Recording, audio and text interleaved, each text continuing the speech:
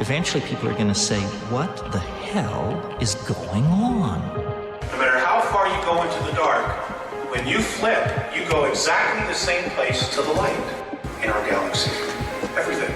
Because everything is in balance. Everything is a polarity. I think it's just going to get weirder and weirder and weirder, and finally it's going to be so weird that people are going to have to talk about how weird it is. What the hell is going on, everyone? Was that a false start? Because my program, it's sometimes it starts without me saying start, and then other days it waits for me to start. Today it didn't wait, but it is 6:45 in the morning. We are here, we are on time, and we are hopefully going to learn a little bit more about disclosure. I hope so anyway, but you know what? Last time, I think as much as I said temper our expectations, I got my hopes up. I got my hopes up a little too much. And last time, which was the David Grush out the front of the Capitol, the White House, that was a bit of a letdown. I think just objectively it was. Maybe it did something that maybe it had a purpose that was something that we didn't understand, that was something that we didn't expect. But hopefully today isn't that. Hopefully today is something that is going to give us a bit of hope, a bit more enthusiasm, and breathe a bit of life into this movement. That's what I'm hoping for. And you know what? I think at the very least, it's been a long time since I've streamed. At least, well, we were live in the members channel just yesterday, which was a lot of fun.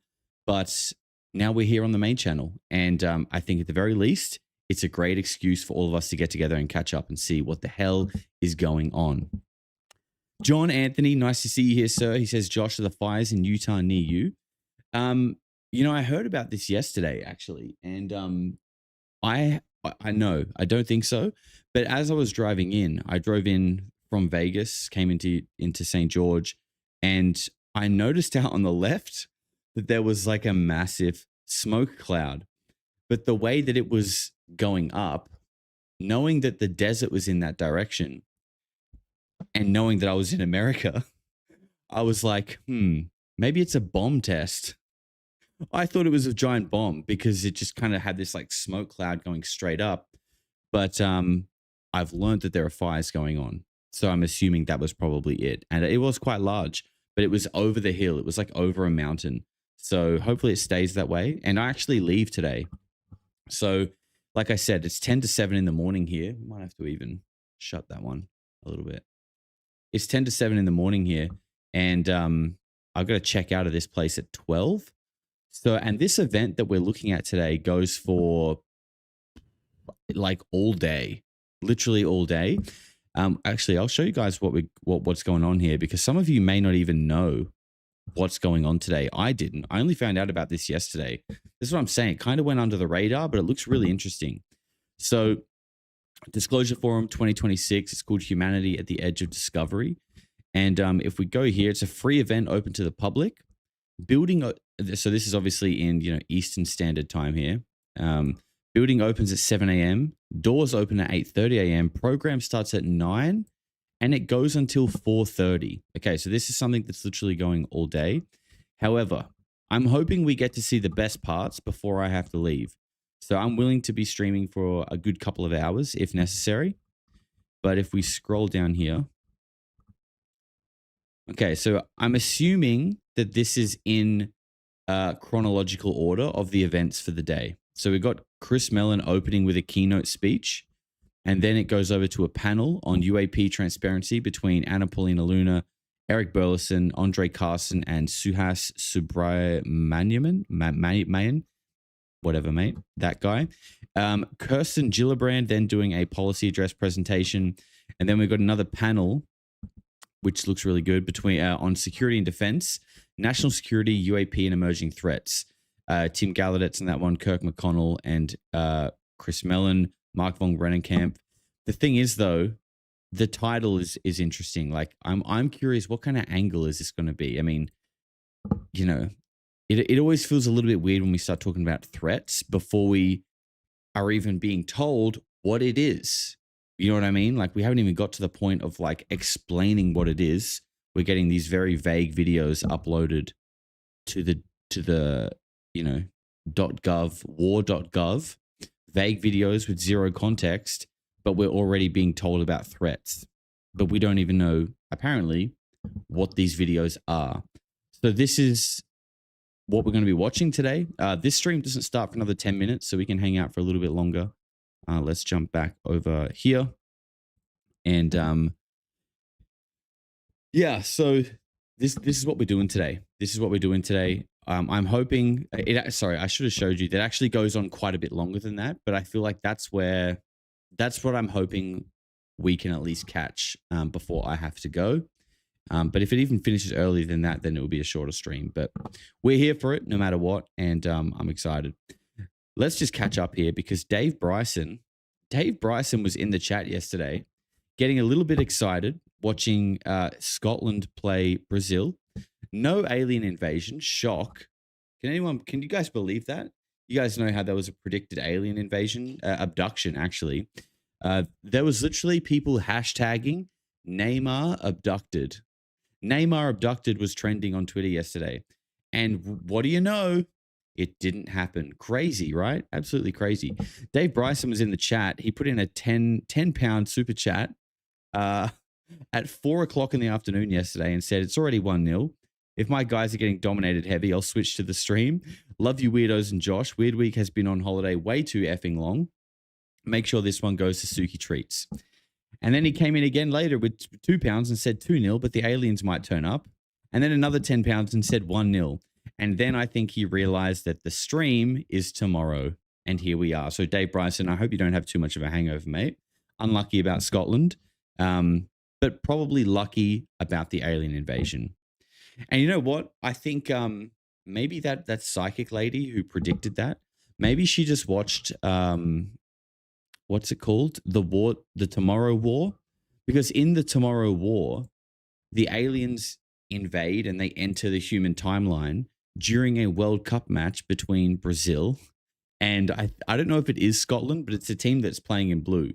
So it's like literally that scene. So yeah, she either just watched a movie and then dreamt about the movie, or she just made shit up. And, you know, surely someone in the UFO space wouldn't just make shit up. Would they? Would they? I don't know. Surely not, guys. 420 Breezy says it's 7 o'clock on the dot. I need that crack rock on the spot. If you know, you know. How y'all doing? 420 Breezy. Lovely to see you nice and early, my friend. Thank you very much. I actually have the guy at the Maverick gas station yesterday convinced me to buy this. It has 0 sugar, but it has a lot of caffeine, 200 milligrams of caffeine. So this is my pick me up this morning. I've also got a little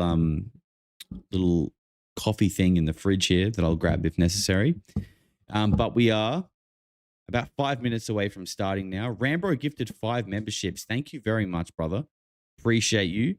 Make sure you say thank you if you were lucky enough to get one of Rambo's gifts. And Kelly, with $20, puts in some Polarity love. Guys, can we please get some love in the chat? It's been way too long. And Kelly, thank you. Lovely to see you. At least it's not too early for you guys over on the East Coast.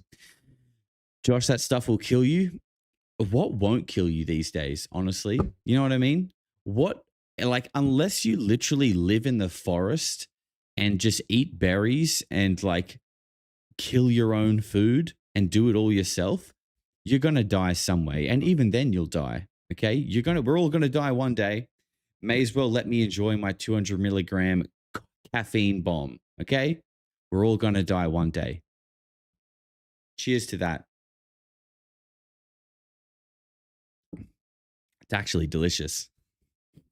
I was asking the guy in there, like, you know, what's a good drink? Cause it's all foreign to me. And, he was really going on about these ones. Like, what are they called? Alani. He was really saying that these ones this is the good stuff. And he said cotton candy is really popular. It really tastes like cotton candy. I was like, all right, I'll try it. And I think he was getting so into explaining it to me that he also bought one at the same time. So the guy must love these things. The energy drinks aren't killing me fast enough, I'd say. Well, have a couple more, bro. If you, I think 2 of those giant Red Bulls a day will probably do the job quickly. Sounds nasty, in my opinion. Cotton candy. That's what I thought. That's what I thought. But he was raving about it, and it was the one that had the least stock. So obviously people liked it. So I took a chance, and it's actually really good. All right, let's while we wait, just so we don't miss the beginning, let's jump over to here. Cool. And you guys should have some sound. Yeah. All right, we're going to be good to go once this thing kicks off. It shouldn't be too much longer. How are you guys, though? How is everyone? And have I missed anything major? So good news. We have a weird week pretty much ready to go. I think it's going to be a good one too, because there's been the good thing is I didn't just have to pull from 1 week. I got to pull from like 3. So it's going to be a little bit of a catch up on things that have happened recently. And there's even probably more things I could include, but it's going to be a good episode. And like I said, I got to drive to Arizona today. So I think maybe tomorrow evening or something, that'll be Friday. Yeah, I think either Friday or Saturday we'll have Weird Week. Anyway, it'll be scheduled soon, but that's coming. I'm excited. It'll be good to be back and resume normal programming. Yes, the earthquakes. Yes, Kat, Krista. Yep, good shout. So it's kind of interesting, right? That like, we were just laughing and kind of teasing this whole alien invasion during the World Cup. But during that World Cup game, 2 earthquakes happened within 25 minutes of each other, one in Venezuela, one in Japan, and they were like major. So I don't know. Is that some kind of connection there between either like the prediction, earthquakes, aliens, kind of weird timing? I don't know. What do you guys think? You're so sunburnt. I know I am. I'm red as hell. I'm red and swollen. I will say though, the sun here, like the sunburn here, it doesn't hurt like it does back home. Like I'm quite red, but it literally doesn't hurt at all. I can't even really feel that I'm sunburned. I just look red. Back home, when you get burnt, it like stings. It really hurts. Put that sunblock on. I have been, man. I have been. I've just been out cooking myself in the sun. I think it was a big couple of days in Seattle for the soccer. Let's go USA. Let's go soccer. Big couple of days there, just literally sitting in the sun constantly. That was brutal. And then followed into a day in Yosemite. I think that did it. Possibly directed energy weapons employed for the earthquakes. Is that what you're saying? Or you mean on my skin? Maybe both. Could be both. Josh, I have high-speed internet in Flagstaff if you need it. Thank you. I appreciate that. I think I'll be driving through Flagstaff, to get to Sedona. That's not for a couple of days, though. I'm excited, man. So last night, I actually went out here in St. George, went to a little lookout, had a nice little picnic for myself for sunset. So beautiful. And I went and got some tacos from this little local Mexican joint, sat out in the back of my truck over this lookout as the sun set. I got some photos. I'll show you guys later. It was really beautiful. And then once the sun set, I was just chilling on a blanket in the back of my truck. And I don't want to say I was doing CE5 because honestly, I don't even know how to do CE5. But, I was putting the intentions out to see if something wanted to show itself or something wanted to happen. And, nothing groundbreaking, nothing as prominent and as obvious as the first time it happened. But there's a lot of interesting things going on in the sky for sure. I would say what I got to see last night was the same tier, the same level of interesting lights that we saw at Chris Bledsoe's Skywatch at Contact in the Desert.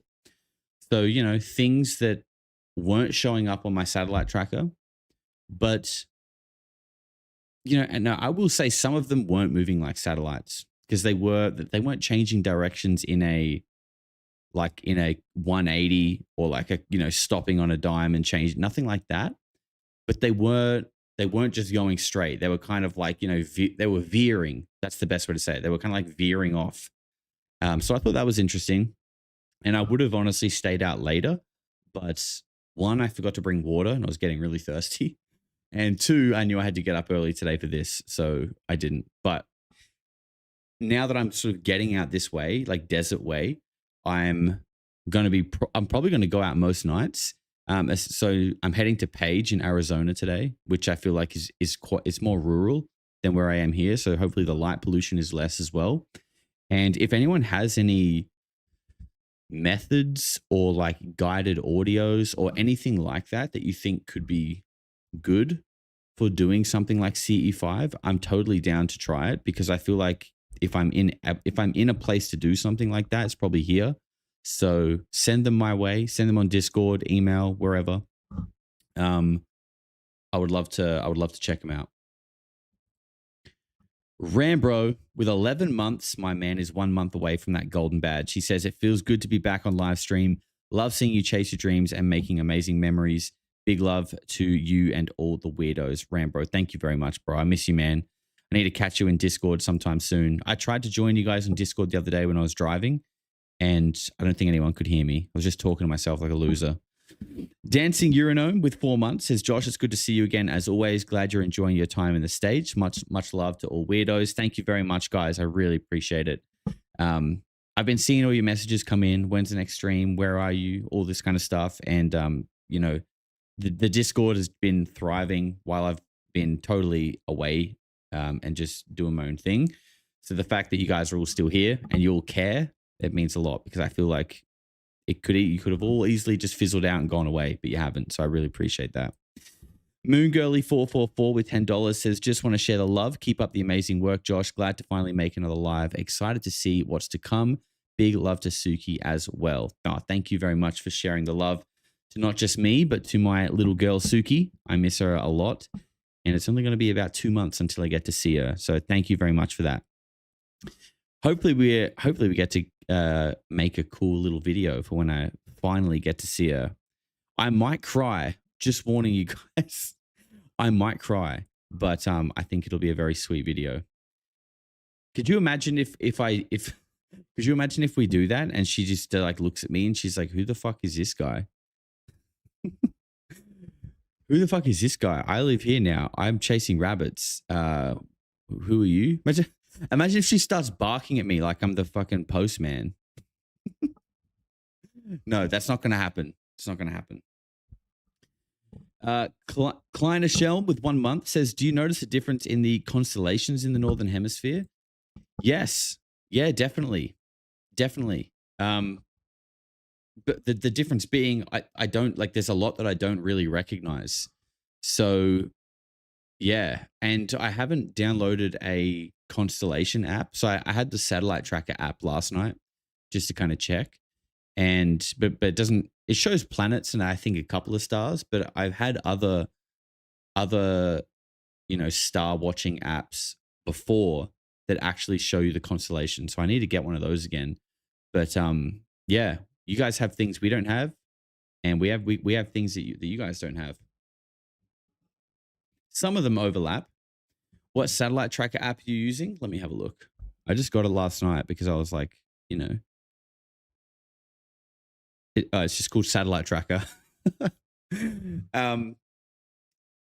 Yeah, because you know, if you listen to Emily Bledsoe at the Skywatcher event, she says you need to show gratitude to the orbs when they show up. So, you know, I didn't want to look like a fucking dork and say thank you to a satellite. So I thought I'm going to download the Satellite Tracker app so I'm not thanking satellites. And yeah, I downloaded it. And I will say, though, for some reason, and like I signed up to it, so I did like the paid version, but it still, unless I'm doing it wrong, it doesn't let you track every satellite that it has available. So there is a chance that it could have been one of the ones that I wasn't tracking, but I could track most of them. But I did find it weird that you get to a certain point and it says it says, maximum amount of satellites tracked. It's like, well, what do you mean? I want to track more and I've paid for this app, so let me track them. Dusty G with a big super chat. Dusty, lovely to see you, sir. For old time's sake, he said. Thank you very much, man. I appreciate that. That's very kind. That's going to help fund the $40 beers that we had to buy at the World Cup game. I appreciate that, man. Thank you very much. It really is awesome to see some of the names in here that I know have been here for over a year. Man, look, I'm having a great time, but I can't wait to get home and set up a new creative space, a new office. You guys know that I hit 100K on this channel in like November last year. And then it was like only a couple of weeks later that I had to leave to go overseas. And I've never actually gotten to see or hold my 100K YouTube plaque, but it's been sitting there waiting for me in Australia ever since I left. So I can't wait to set up like a new space and kind of get that up on the wall. And that's going to be the beginning of season 3, Polarity season 3. Season 1 was the beginning up until we left. Season 2 has been this wild on the road, popping up everywhere, shambles. And season 3 is going to be a big one, guys. I'm telling you, season 3, we're going to level up. I'm excited. JL Lammy with 11 months, another person 1 month away from the golden badge. Hey, Josh, hope you're having fun in the US. Let's go, weirdos. Thank you very much, JL. Appreciate you. And just a guy on a donkey with a year of support says, I love gold. It looks great on you too, brother. Thank you very much. Where are you now? I'm in St. George, Utah. And I would say this is one of my favorite places I've been so far. I actually think this is a really beautiful little town.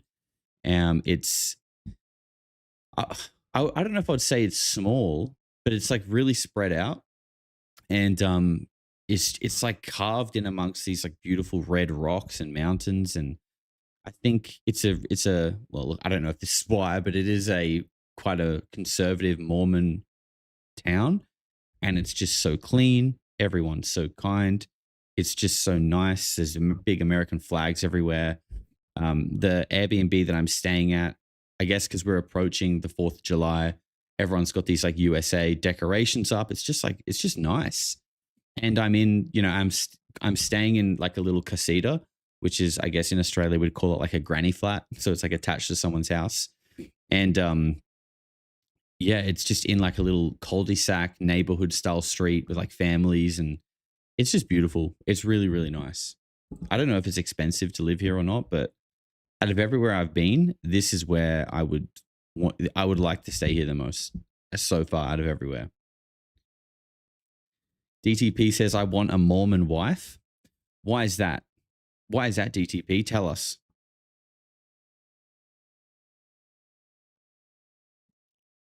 Share with the class. Anomalous Angel, welcome back, you little weirdo. Thank you very much. Cul-de-sac.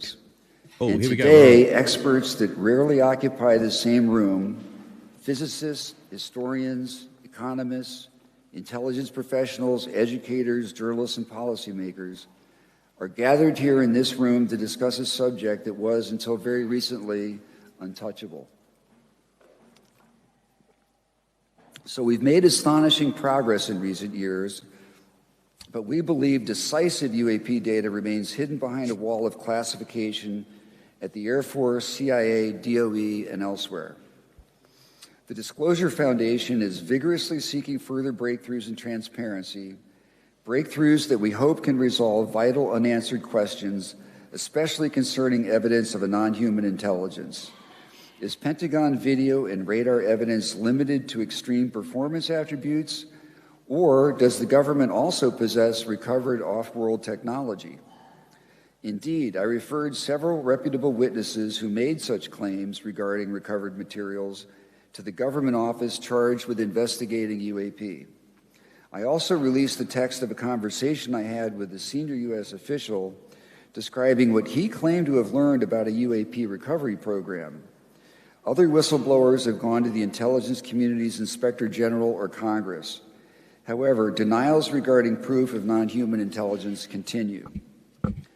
We know UAP satellite data exists because former Representative Ratcliffe, as chairman of the House Intelligence Committee, has acknowledged this, although none of that data has been released. There has been no data released regarding UAP in space, notwithstanding rigorous UAP space surveillance, or rigorous U.S. space surveillance. Similarly, we have not seen any UAP data revealed by our most powerful and advanced aerospace radar network, nor has data of submerged UAP been released.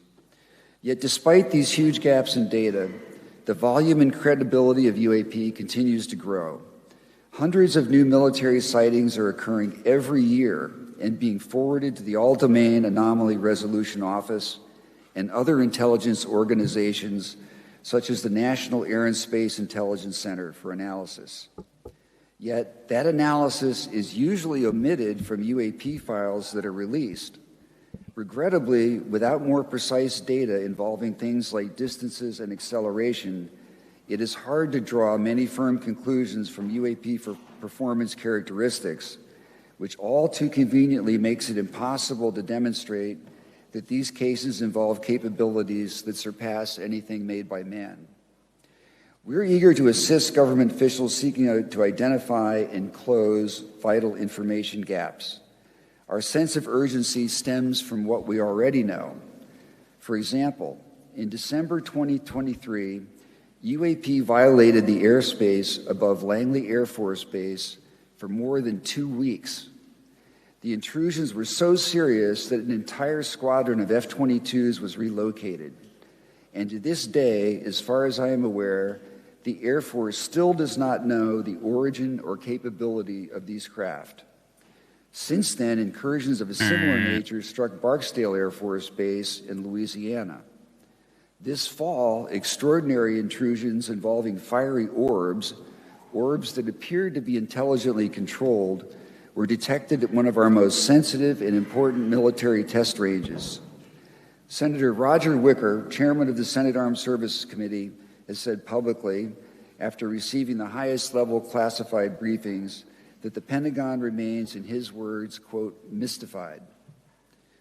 This disruptive pattern has been repeated at U.S. bases at home and abroad, as well as Navy ships at sea, ranging from U.S. military facilities in Guam, all the way across the Pacific and North America, to Europe and the Middle East.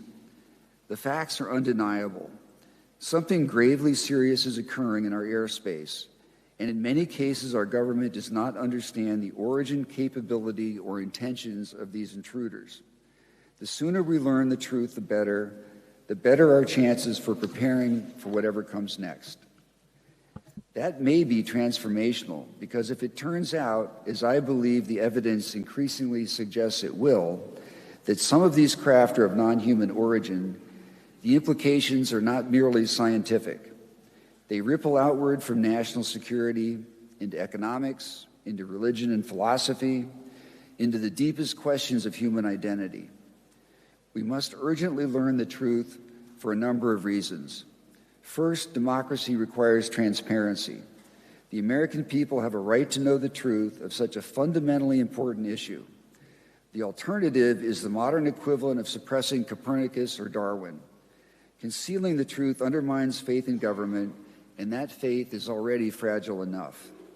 Second, we own any discovery. If exotic materials were recovered, then they belong to the American people, as their recovery was funded by our tax dollars. Third, we can handle the truth.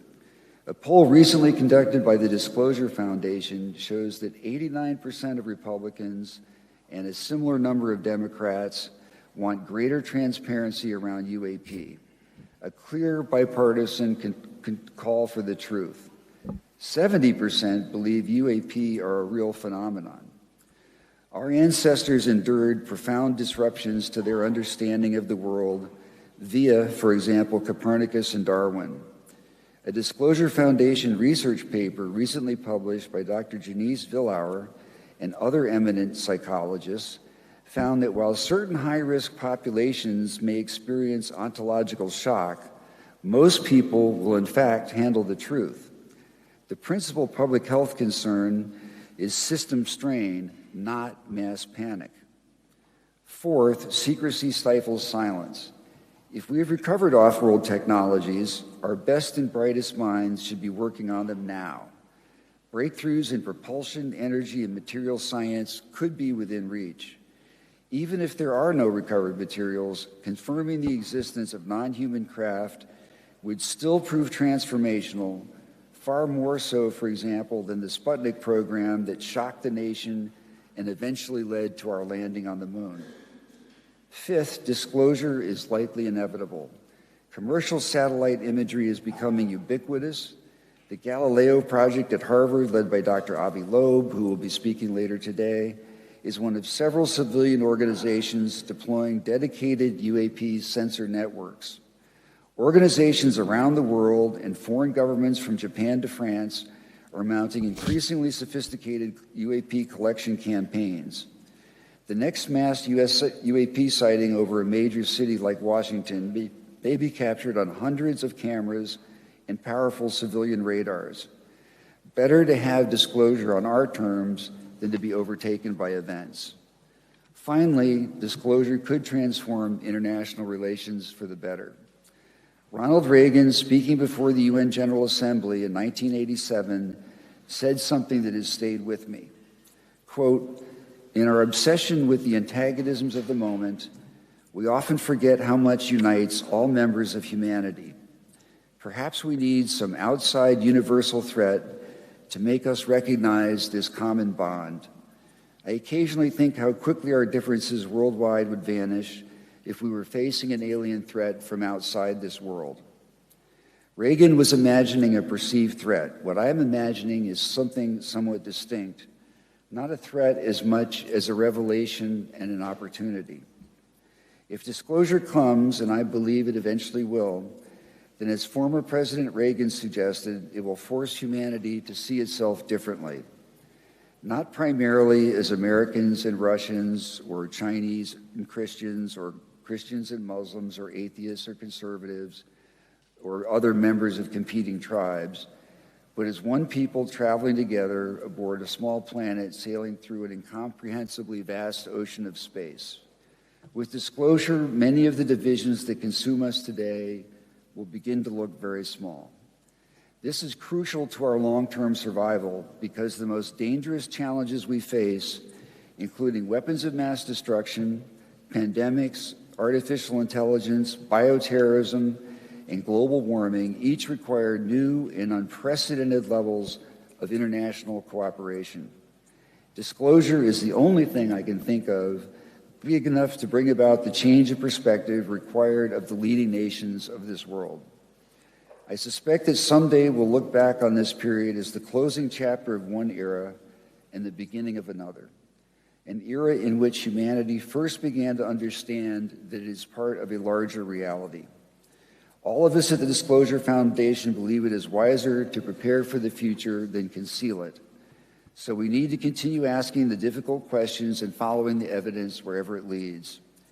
That is the spirit with which we approach this symposium, not with fear or denial, but with curiosity and integrity. At the same time, our ignorance regarding alien life leaves room for fearful thoughts as well, admittedly. As the engineer and author Dandridge Cole wrote, "Space is a sea without end, which washes on countless strange and exotic shores, where the conceivable forms of the living and the dead are greatly outnumbered by the inconceivable, where the known is lost in the unknown, and where new dangers hide in undiscovered shadows in unimagined forms. Fear of the unknown has always been with us. Only the truth can dispel those fears." Thank you, and welcome to the first annual Disclosure Forum. He's not much of an exciting speaker, is he? You know, when he delivers his words, he doesn't really grip you with what he's saying. It's quite the opposite, actually. I can't help. Someone said the other day when I was looking at this that this was more about trying to like reshape the secrecy, make people get on board with what they're doing, but keep being able to do what they're doing. And I can't help but feel that. But let's see what this guy has to say. Others wouldn't. Representatives Anna Paulina Luna, Tim Burchett, Eric Burleson, and Andre Carson have been relentless in their commitment to UAP transparency, pushing for access to classified programs, holding hearings that brought credible witnesses before the public record, and refusing to accept stonewalling as an answer. Their work has moved the needle in Washington in ways that few thought possible just a few years ago. They've taken seriously what too many of their colleagues have dismissed, and in doing so, they've given a voice to a demand that millions of Americans have been making for decades: full disclosure and no more secrets kept from the people who deserve the truth. The Disclosure Award exists to recognize those who have worked tirelessly in the service of this effort. So please join me in welcoming Representatives Luna, Burchett, They keep repeating like disclosure, we deserve to know the truth. Like they keep like repeating these sort of like talking points. And look, I don't want to be cynical, but a big part of me does feel like that this whole thing, and I don't think everyone is in on it, by the way. I think a lot of these people actually think they're doing good, like Eric Burleson, for example. But I feel like some people are caught up in it. And it's, like I said, it's actually to pacify people, move things forward, but allow like the USAPs and the WooSAPs and all of the black programs to continue happening, but make you feel like you're getting some kind of disclosure. Anyway, let's see what Eric Burleson has to say. Who have come forward in our hearings, people like Sean Ryan, Jeff Nusatelli. We've had, Matthew Brown, David Grush, Lou Elizondo, yes.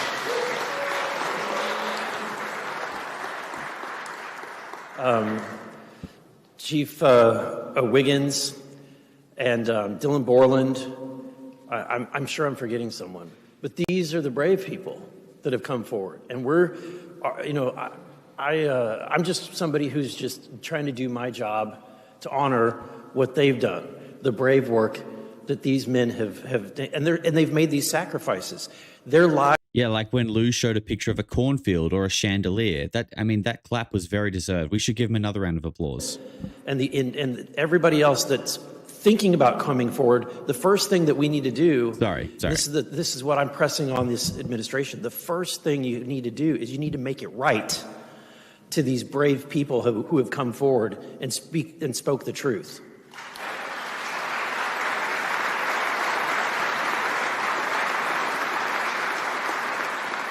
And so, this has been quite a journey for me. The good part of the journey is I get to meet some amazing people. There's within the UAP community, there's factions, there's different personalities, but I consider you all my family in a way. And so, some of the brightest and smartest people in the world. And so, it's an honor. I will proudly display this in my office. And the fight continues. And so thank you. Thank you very much. Geez, that looks like a weapon. Did you guys see that award? You could kill a man with that thing. A seat here, and then we can just inform them with. So as you might see, several of those people who I mentioned are not here right now. So we are subject to some of the scheduling challenges and busy schedules. That the Luna and Tim Burchett aren't even there. So while we are... They're not even there. You got to love the dedication to the cause, right? Yeah, let's go. And certainly he is welcome to come to the front when he arrives. But I think in the meantime, perhaps what we can do, Representative Burleson, is a part of this conversation, a part of this panel is meant to engage with the media, for them to be able to ask questions, and for us to have a little bit of an interaction during this time. So if there's a few people from the Disclosure Foundation who can grab these mics, we'd be happy to take questions from the members of the media that are here, that are reporting. Basically, like, yeah, look, I know we just started. The people who are meant to be here, they're not here. So anyone wanna ask a question or something? Anyone wanna kill some time until the people who are meant to be here actually get here? From The Atlantic, from Time Magazine, from CBS, from the New York Times, from Vice. The list goes on, and I know I'm leaving some people out there. Forgive my memory. So why don't we, members of the media, again. Oh, and Representative Subramanian, you're here. Please come. Welcome to the stage. Clutch. Thank God. Oh, you're here. Quick, please rescue the show. Come to the stage.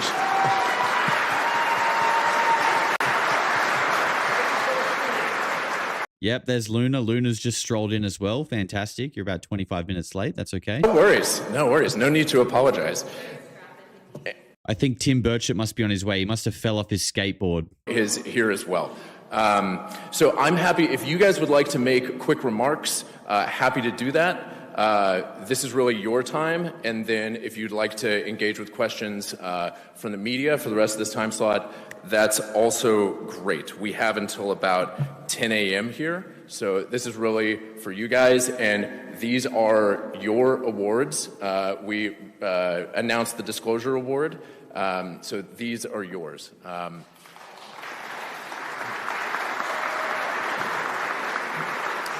So I'm just going to open it right up. And I think Representative Carson is going to be here at 9:30. But please, go ahead.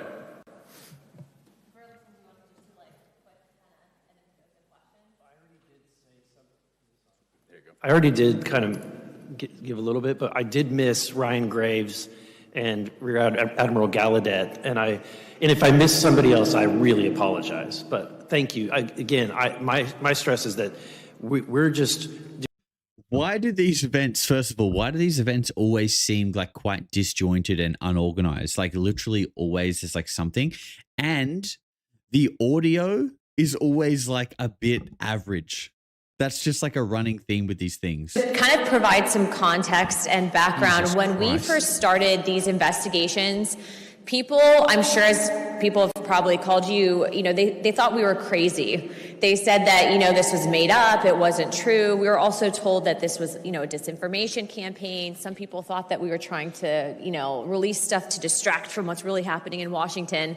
But the reality is that, ultimately we believe that if this information does exist, which it does, it belongs to the American people to decide, and really the world to decide and see what information is out there pertaining to the question of, are we alone in this universe? And so I could not have done this as the task force chair without these members, as well as Tim Burchett, Begich, Jared Moskowitz, all the other members who put their name, their credibility, their elections on the line on this topic. And because of your help, because of everyone who's really come together, and this is really a community effort, we now have some of the most historic disclosure, I think, in U.S. history.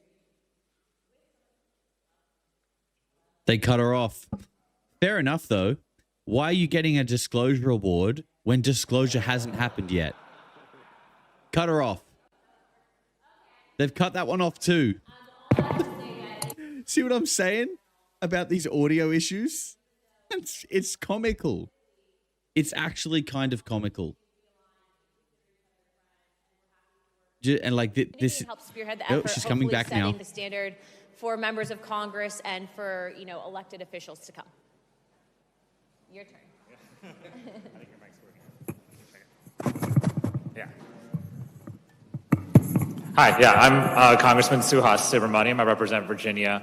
I'm new to Congress, so I'm new to this topic and every other topic, really. But I was interested in this because as a non-congressman, I was very interested in why some federal agencies thought that they knew better than the people, that the people weren't ready for full disclosure, that we needed to hide things from the people. And so given the work that was done before me by you all and by the folks, other members on this stage, I'm coming into a much better situation than you came into, with a lot less stigma, a lot more willingness to disclose. And so I look forward to joining the work and continuing the work that started and trying to make sure that we make real progress on this issue. So thanks for having me. See, I think guys like this, he just said by his own admission, he's new to Congress and he's new to this topic. Okay, so doesn't really know anything about the UFO topic and he's new to Congress. And that was the same as Eric Burleson. Okay, and I think these people are the examples of what I said before. People who think they're doing a good thing, but they're being used, right? Someone who's new to Congress and doesn't really know anything about the topic is prime real estate to be kind of manipulated as like a useful idiot. And I think that's a bit of a rude term, and I'm not calling them an idiot, but it explains it perfectly because they're people who think they're doing the right thing. They're trying to climb their corporate ladder, but in reality, the powers that be that are infiltrated within this same structure are just using them like pawns, and they're using their naivety. We're weaponizing their naivety. And they'll come on this stage and be like, Yahoo, I'm doing the thing. I'm fighting for this thing that you guys all want me to fight for. But in reality, they have no clue that they're basically being used. That's what I think. Things get polarized. And this is the one thing where we can go in and we can all say, we don't like the fact that these different agencies are telling us that we know for a fact these documents exist and they're saying that they can't locate them or whatever it might be.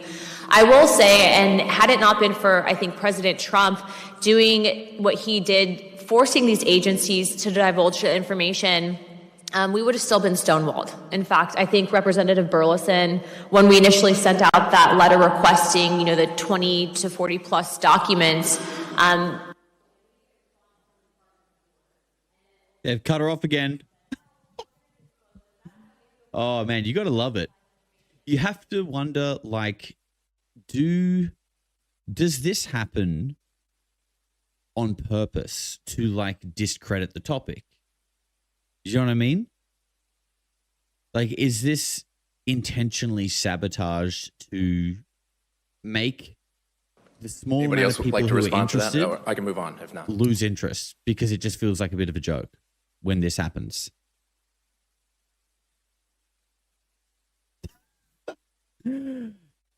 He's speaking and no one can hear him. Fantastic. Redacted. Exactly.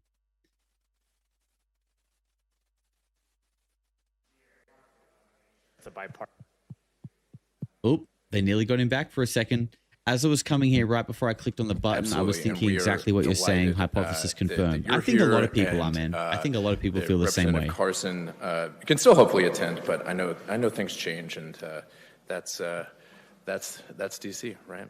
I'm often asked, what's different now? What's different about this time period? And for disclosure, I usually reference, I don't think ever before have we had this amount of presidential will behind getting to the truth. Can you comment on what you have seen from the executive branch, what you're able to tell the public now about the cutting edge and latest developments on that front? We have all of these entities now. We have ARROW, the All-Domain Anomaly Resolution Office. We have at the DNI, we have the DIG, the Directors Initiative Group. We have the Pursue program. Guys, we've got ARROW now. We've got ARROW. Disclosure's coming. This is good stuff. Different about this moment with all of these entities. I think what's different is that, again, I go back to the people that came forward. You have highly credible individuals who have made their way, through the ranks, and they're giving up so much to come forward, and you can't help but admire these men. And when you hear them talk, you sense the genuineness and the honesty in what they're saying. And so I think that bravery is what has caused this the snowball. And then I think you had this magic moment where we had members of Congress who were willing to spend the time and the effort to do it.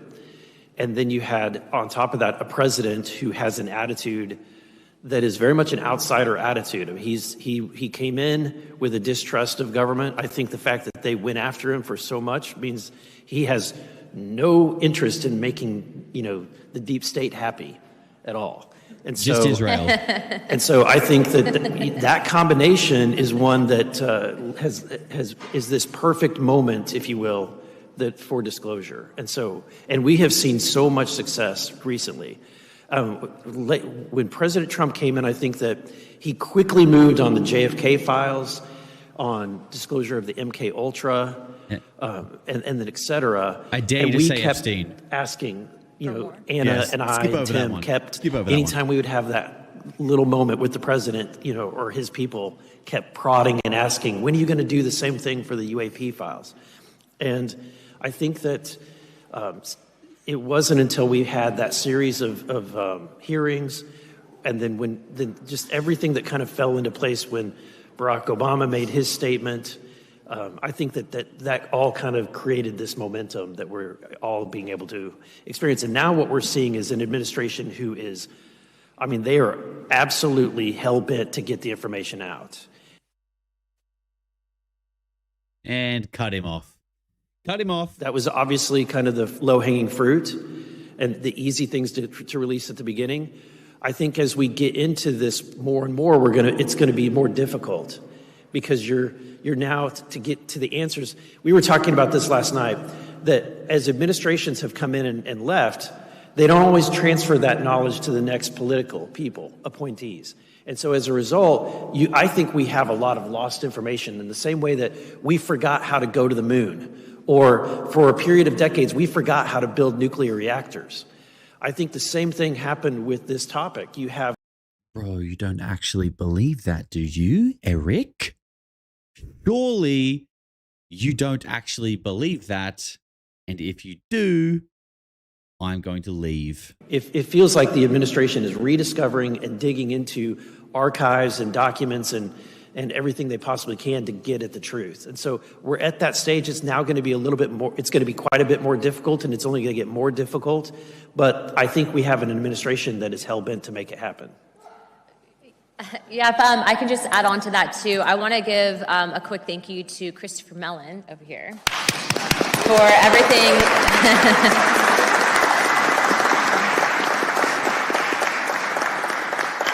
Specifically pertaining to everything that you did with helping us locate some of these documents, because when we gathered our list together, kind of our wish list, if we could ideally have everything we wanted out declassified, we brought that list and said, where did you get this list? And we said, we have friends too. And so you would be one of our friends. What we do is we can... What I don't like about this is it feels weird that they're all kind of sitting there with a big smile taking questions with awards in front of them, like they've done something. Like, look, you could say, okay, it's progressed a little bit, but we still don't have disclosure. We still don't have any kind of like genuine timeline for this to happen. It's still very much like vague and no one has answers, yet we're behaving like it's all wrapped up and done. Yeah, all that to say that, this is a really big team effort. The one thing specifically, people say, we want to know where locations of craft and biologics are, right? So we know for a fact that there have been a few very credible whistleblowers that we've talked to that allege that they have information specifically pertaining to this, but they're afraid of losing their clearances. So we have talked directly to the White House. Stephen Miller is absolutely incredible on this topic.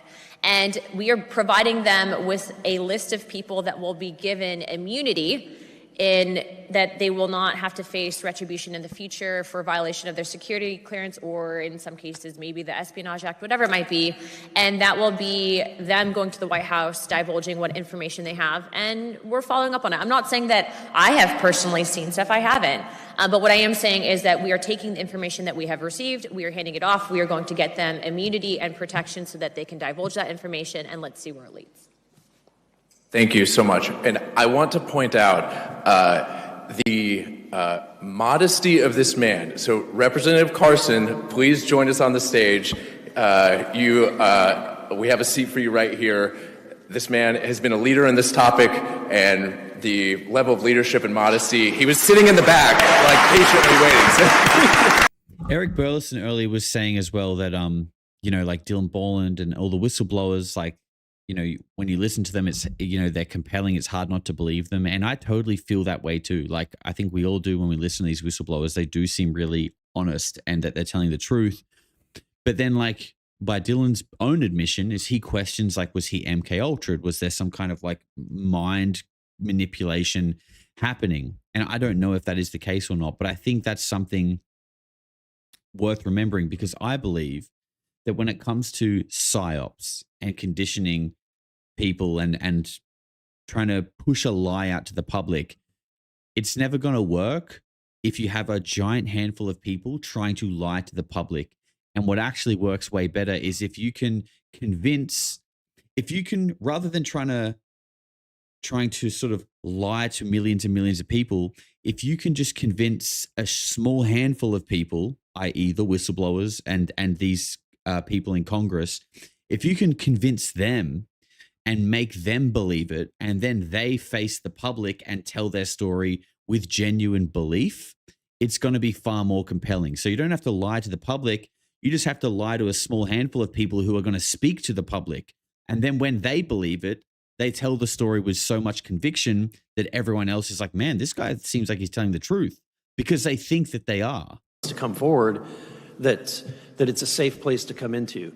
And then I think what Anna is leading on is fantastic, in that making sure that the administration knows that there may be some times where these individuals who they were promoted into a system or a program, sometimes they're now inheriting things where they realize, well, there's crimes involved in this. And so, if you want to, they're kind of put in an awkward situation. Do they do their patriotic duty? What do they do? I think that providing some level of amnesty for them to be able to come forward is very, very important. And then I finally think also that they need to waive the non-disclosure agreements on this topic. Particularly just waive it completely for anything related to the knowledge of life that's outside, non-human intelligence. I don't see why we possibly should even allow that to be a top secret thing. And so if there's anything that's related to that, it should be waived. I think that's what our ask is of this administration, as well as to continue digging into the private sector. I think that a lot of this information is in the hands of either the archives of these federally funded research and development centers, and then further some of the prime subs that have been working on this topic. And so I think that it's going to take making it clear that to our major companies that we do business with, or do business with the United States, that it's okay to come forward. And I think that we're going to have a discussion if they're reverse engineering stuff that they got because it was from non-human intelligence. We need to make sure that we can have that conversation about intellectual property. And his mic is gone. Someone get this group an audio engineer. Wow. How are we ever going to get disclosure if we can't even figure out the friggin' microphones? Seriously, people. This is crazy. Gotta love it, though. Of course you have to love it. If you don't laugh, you'll cry. Adam Schiff was the chairman of the Intelligence Committee, and I approached Adam Schiff, now Senator Schiff, about this idea. And to Adam's credit, turn him down. He was a good chair. He was very supportive. God damn it. There was a lot of rumblings about why I wanted to have this hearing. And obviously it's a very sensitive topic. And someone said, well, why would you take this on when you have enough on you? You're black from Indiana, you're Muslim, and now you're talking about UAPs.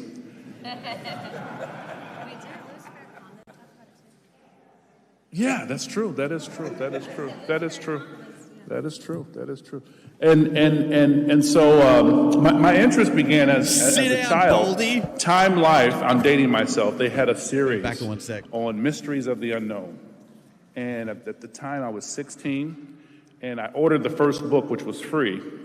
And I didn't get a subscription, but the first book that came was a book about UFOs. And so that started my interest. Even though I'm a Star Wars fanatic and a bit of a Trekkie, I still wanted answers. And so I was a police officer. I worked for the Indiana Department of Homeland Security and counterintelligence and counterterrorism. And when I got to Congress, sitting on the Intelligence Committee, it was an opportunity. So I spoke to Adam Schiff. And I said, I would love for you, since you've been supportive about me having this open hearing, and obviously there are some security concerns, I would love for you to attend. Adam attended, and he told me, he said, Andre, a lot of folks on the Senate side are so upset and jealous because they wanted to do this, but they were fearful that they'd be attacked. A couple of folks are in the administration right now. I'll give them a shout out. But so when we had that hearing, the attendance wasn't as robust as it is in this room, but it did spark something. They were like, "Well, Andre, you're the godfather of modern UAP hearings." Well, you know, I'm just someone who's supportive, and I'm supportive of whistleblower protection. Who the fuck is this guy? Sorry, that was me that muted him. Their microphone is still working, unfortunately. But who is, sorry, does anyone know who this guy is and what he's talking about? Many of the civilian organizations, many of the filmmakers, the Disclosure Foundation, we appreciate you dearly because this is so critically important. And I want to thank Anna, my colleagues, for being so bold. This is not just a bipartisan issue, this is an American issue. And this is a very serious issue. Now, the balance is that while my colleagues have had open hearings and I mean, it's a global issue. It's not just an American issue, right? If it's what you say it is, it affects everyone in the entire world. Context clues to see what we're working on and what we're developing. So there's the balance there, but there's also the mystery there, where our Five Eyes partners and other folks in the IC have to work together to provide comfort to the global community about what's really taking place while protecting our national security. It's a balancing act, but it must be done. But we support you and know that you have firepower in Congress as we work with the administration to protect the folks who speak out and to see what else is out there. So thank you. Yeah, that's Indiana's congressman. Thank you. Thank you so much. And apologies that we're having the, like you were saying, the suspicious audio-video issues for sure that seem to travel with this topic. It comes with it. Yeah, well, while they figure that out, Winston says, have fun out west from the east side of the USA. Thank you very much, Winston. I will be heading east fairly soon. And with 8 months, he says, let's fucking go. Thank you very much, bro. Michael DeMario says, so much for the Brazilian psychic and the 700 plus abductions that was supposed to take place yesterday in Miami at the World Cup game. Yeah, I know, right? I know. What a shock. Who would have thought that that Neymar getting abducted wasn't actually going to happen? Isn't it crazy? The Highlander says, my first disclosure award goes to Bob Lazar anyway. I think that's a much more deserved award than, these guys. But, that's just the way it goes. Hydrocoptic Mike says Congress awarded and self-congratulating each other for less than 5 years worth of effort on this topic. Meanwhile, George Knapp and others not present. That's a great point, Mike. Great point. John Anthony gifted 10 memberships. Thank you very much, John. You are a legend, sir. If you got one of those, make sure you say thank you. And Cult Leader, welcome back, you little freak. Thank you very much for becoming a member. All right, let's see what's coming up next. Tools that may exist from a policy perspective. There is the UAP Disclosure Act. There's other potential legislation in the works. Would you comment on that for us? I will just say that all of these members have at some point backed and been vocal advocates for the UAP Disclosure Act, whistleblower protections, FAA reportings. But the problem is that staff and or various members in leadership then Dude, what could this be? Like, how does this keep happening in such an official capacity like this? Is it can't just be like, oh, our mics are low quality and they're not working. It either is a intentional sabotage. He's very good as well. But specifically to the allies that we have within the administration, the secretaries, for the most part, are all playing ball with us, and we actually have great correspondence. But it's not the secretaries that are the issue. As you know, the federal government is a massive, massive group of people. And so if someone isn't on the same page that we are on this topic, they're going to stonewall. They're going to try to wait us out. And that's exactly why we kind of have to work together on this. And she's gone. And it's gone. To be able to get those items. And then I'll just end with So would this be happening in the room as well? Like the people sitting there can't hear her either, right? It wouldn't just be on the stream. Like the whole thing is cooked. That forward. And I remember someone had said, well, that was, potentially classified. I said, well, it'd be great if you guys responded back to us, because when you don't respond, this is his right as an duly elected representative of Congress to provide transparency and also redacted. Do I have my redacted on this screen? I don't. Damn it, that would have been so perfect. Wait, do I? No. Damn it. Speak up, Eric. No one can hear you. The time or the Get next this man a microphone. It's. But I feel bad for them. I feel bad for Eric. We are facing difficulties. He looks frustrated. It's so frustrating because it's not members. I don't. At least if it is members, they're not coming to me and saying, "Hey, I'm not allowing your amendment." It's staff, and it's like, who elected you? You were not elected. I mean, it's for you to be able to deny. So, an elected official whose my job is to answer to the people, and you're going to deny me the ability to get this amendment, at least even offered, is unacceptable. And so right now. Yes. Sorry, that's me cutting him off there. So, like, the thing is, when they say stuff like this, you've got unelected officials, people in intelligence and whatnot, saying no to these people. What do you think that means? Like, you can't just be there and be like, you're not allowed to do that. That's unacceptable. Well, they are. They are. So what do you think that means? It means the government is essentially a facade. It's an illusion. It's an illusion to the people. So they think that when they vote, they're making change. And when they're doing this and they're doing that, that's an illusion. Whatever the fuck is going on is going to happen. And that's it. You're fed the illusion of choice and voting. But whatever is pulling strings in this world, whether it's a deep state, shadow government, Nazi space breakaway civilization, whatever the fuck it is, they're going to do what they're going to do. And they exist. And when you knock on their door and say, hey, you've got UFOs and we want to see them, they're not going to go, oh, all right, you found me. Come on in then. They're going to say, how about fuck off? And if you keep knocking, we'll kill you. Okay? Just like many other people who have spoken about this shit in the past. Yes, sir.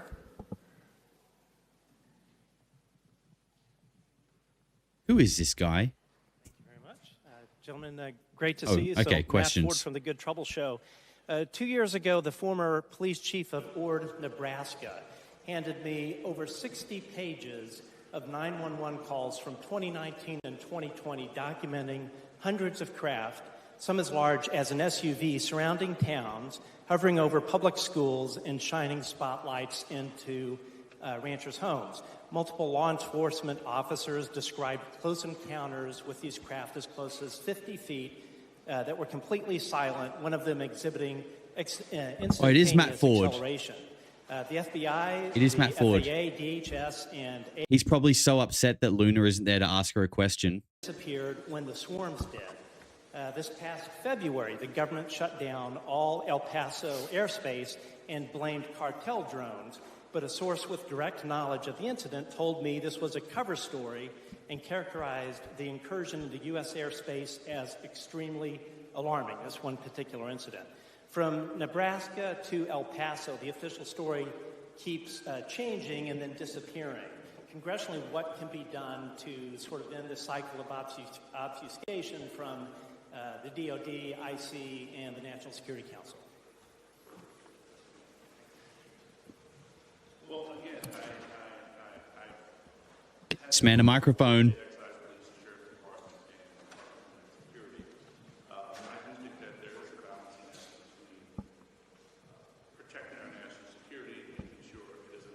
Is the audience all media? No, this was open to the public. So this is basically like a first in, best dressed type thing, from what I understand. Be otherworldly or interdimensional.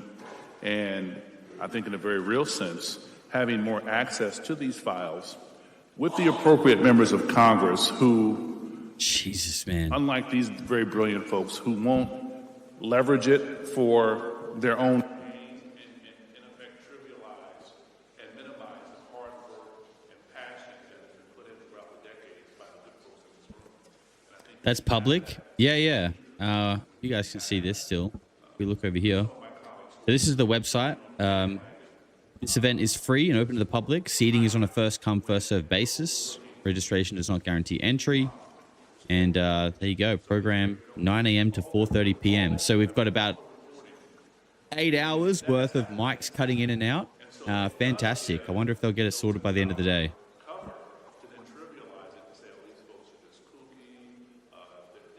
I mean, it is tough though, right? You've got to get the microphone. You've got to plug it in on one end. And you've got to run the cable all the way back to the mixer. You got to plug it in there as well. It's difficult. It is hard to manage. state police, sheriff department, local PDs, and the IC, I think it could work a lot better. But also making sure that if it is military, that it's not disclosed. Because again, But what's hilarious is that, like, this has happened at like most of these events. It's not even just this one. The congressional hearings have generally been fine, but all the other Hello, ones, Martin Willis issues. from Podcast UFO. Thank you all for being here.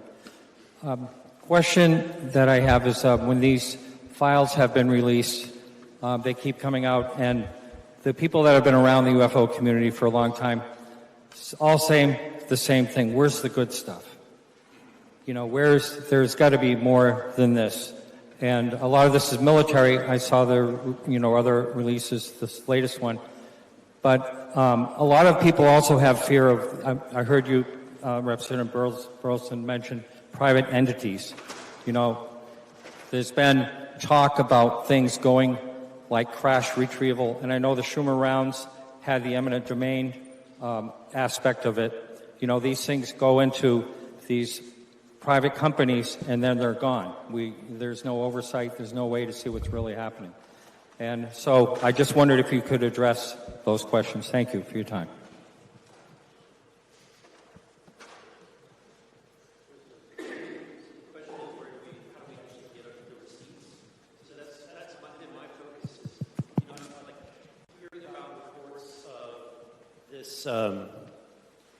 Hearing the reports of the like was just mentioned, of other sightings, we've had so many, of those reports, but where's the photos? And I would say, if you've got the photos, let's see them, bring them forward. If there was that many people that cited it, then we want to see the footage. We want to see the cell phone footage, right? So, but at the end of the day, when you don't have it, it's just narrative. So that's where I'm at. I'm like, we've had a lot of great hearings with some great witnesses. And at this point, I'm as frustrated with you as you are. I want to see the real stuff. What we're trying to do in my team is take actionable information and then request it. And so right now, I don't have subpoena power personally. I got frustrated trying to go through the committee and the length of time that it takes, and again, dealing with staff. And so my team, my office, we're just sending direct letters, interrogatives to these, whether it's MIT Lincoln Labs or MITRE, Battelle, and others that I don't want to say yet. We're sending these letters. We're sending letters to the FBI saying, and we're being very specific. We're saying, oh God, what's happened here? We want you to investigate the details of the Varhinia incident. Right? Wow.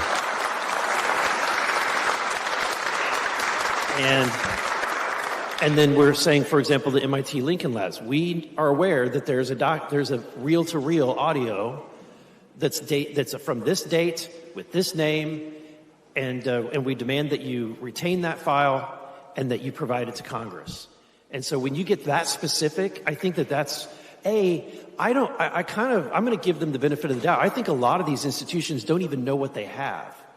And so, but when you all and people bring information to us, specific details and information, that helps us craft the letter which then gives the instructions. And, you know, I'm maybe the 435th most powerful member of Congress, but at least I am a member and can write a letter that they might just listen to. And so that's what we're trying to do right now. And I think we've made some success. I mean, MIT Lincoln Labs, it did admit that they do have that reel-to-reel.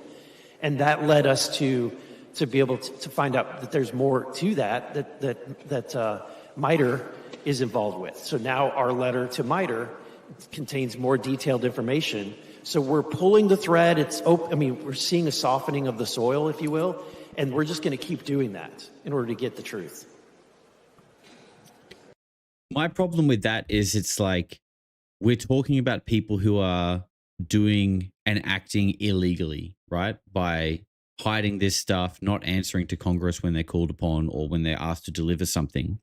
Yet for some reason, they think they're going to get what they want legally. Like, it's like basically going up to a criminal and asking them to engage in like a legal, like some kind of like a legal battle. But like, they're criminals. They've been doing it illegally from the beginning. So like, why do you think you're going to get anywhere by going through the legal route? It's like, to me, that just doesn't make sense. There's a lot of people in this room who know what happened in Washington, D.C. in 1952 with this subject, which is an interesting tie-in to Beatrice Villarreal's work as well. Gentlemen, it's 10 a.m. We've reached our time. I just wanted to ask if you have any other comments, anything else that you would like to say to the audience before we close out here. Okay, no one can hear him anyway because his mic doesn't work. Tim Burchett was meant to be on this panel, by the way, and he wasn't. So I don't know if he fell off his skateboard on the way there or he got abducted. I don't know. But again, I like Tim Burchett, but it's just not a good look, is it? That half of them were late and one of them's not even there and they're handing out awards, and it all just feels a little bit silly, in my opinion. Now, you know, I'll always tune into these things because I care about the topic and I want to know what's going on, but I can't help but feel like the mainstream, if we can even call it that, like the government narrative of disclosure does not fill me with any confidence at all at this stage. Conversation I had was, look, I visited one location. I still demand to visit the other locations. And so we're going to keep doing that. We're going to go where the evidence is. And so thank you. Thank you. Go where the evidence is. I mean, what about when David Grush gave you like addresses and stuff? You know what I mean? Like in like years ago, by the way, gave him like addresses, names, places.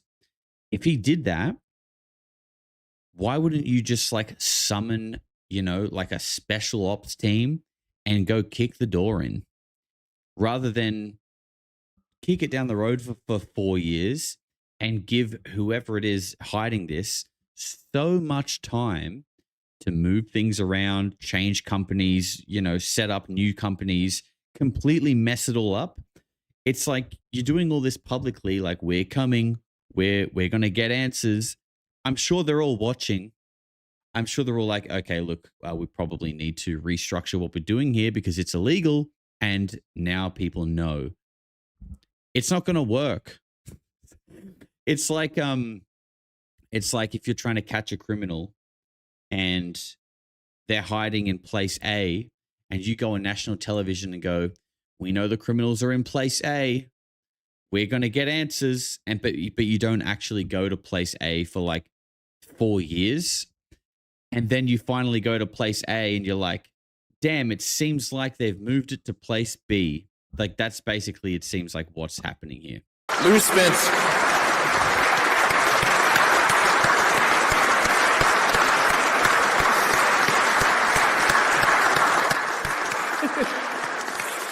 Lou spent decades serving this country in some of its most sensitive national security roles. He could have walked away from government service quietly, collected no controversy, and lived in a very different life. He chose not to. Instead, he stepped forward with his credentials intact, his documentation in order, and his reputation on the line, and told the American people what they had long suspected was worthy of serious attention.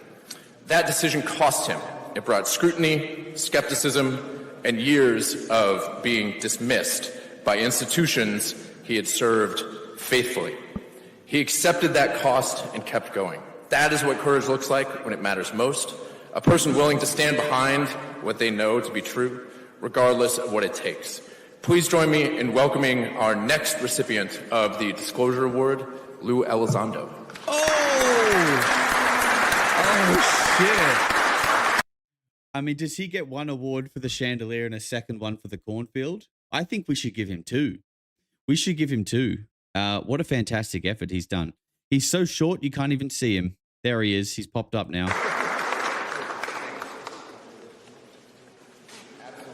Oh, wow. People are going to love this. Folks, forgive me. I'm a little bit short here, so I'm going to see if I can tiptoe over this podium. First of all, a huge thank you to the UAP Disclosure Foundation for putting this on. We've come a long way, haven't we? All of us together collectively. And we also have to recognize the brave efforts of the representatives who took time today to engage you on a topic that just 10 years ago I never would have imagined. People are mad. Here today, collectively, all of us. But certainly, last but not least, I have to thank each and every one of you, not for this award, and not even necessarily for me being here today, but for you being here. This is democracy in action. Every single one of you, your contributions have allowed us to be where we are today. Your demand for the truth, the fact that you are not willing to compromise, because ultimately, at the end of the day, our democracy depends on truth. Oh, this feels like a psyop. Think about that for a moment. Truth and democracy go hand in hand. This is psyop what you are city. witnessing today in this incredible room full of history, in my opinion, is more history in the making. And again, that's because of you. That's because you're having conversations around the dinner table. You're having conversations around the office water cooler. And you're not being dismissive. And you know what? Your government is listening. Politics aside, you have people from both sides of the aisle working diligently on this topic on your behalf because you demanded the truth. Doesn't this look like TTSA 2.0, by the way? And this award, as honored as I am and privileged to be recognized, I did not know that was going to happen today. I probably would have made a convenient excuse to be in the restroom right now. But it's really a reflection of each and every one of you. As I look around the room here, I recognize faces, some of them newer, some of them I've known for a long time. And we're all here together, witnessing and being part of history. So with that said, I'm going to go ahead and be quiet and go back to the back of the room here, because really this is your day. This is not mine. Oh, this feels like such a psyop. Like the words like truth, democracy, and disclosure just getting repeated over and over. Like that is just psyop 101, right? Like these words just getting pumped into your head that like fill you with this false sense of like feeling like you're getting somewhere or like you're a part of something. And like I said, Lou, Chris, this feels like TTSA all over again. Thank you for all that you continue to do and all that you have done. And really, this is yours. This award belongs to each and every one of you. So thank you very much. God bless. And, you know, saying shit like that, like this belongs to you guys. It's like this is some kind of like morale boosting operation. And you know what I find really interesting is that, you know, there are so many people who have done so much great work for disclosure, yet when you put on an event like this and you make it feel all official and you call it Disclosure Foundation and you keep repeating these words like truth and democracy and disclosure over and over and over, it's like you sort of like steal the spotlight. It's like it's trying to push everything that everyone has thought about to do with disclosure. It like bottlenecks it into this group and this group of people. They're getting awards for what? We don't have disclosure. none of these people have really done anything to actually. Well, look, no, actually, I can't say that. I don't know what goes on behind the scenes, but we don't have disclosure. People are getting awards. It's called Disclosure Foundation, and it just has this whole psyop-y vibe to it. And to me, okay, they're taking a little break. Fantastic.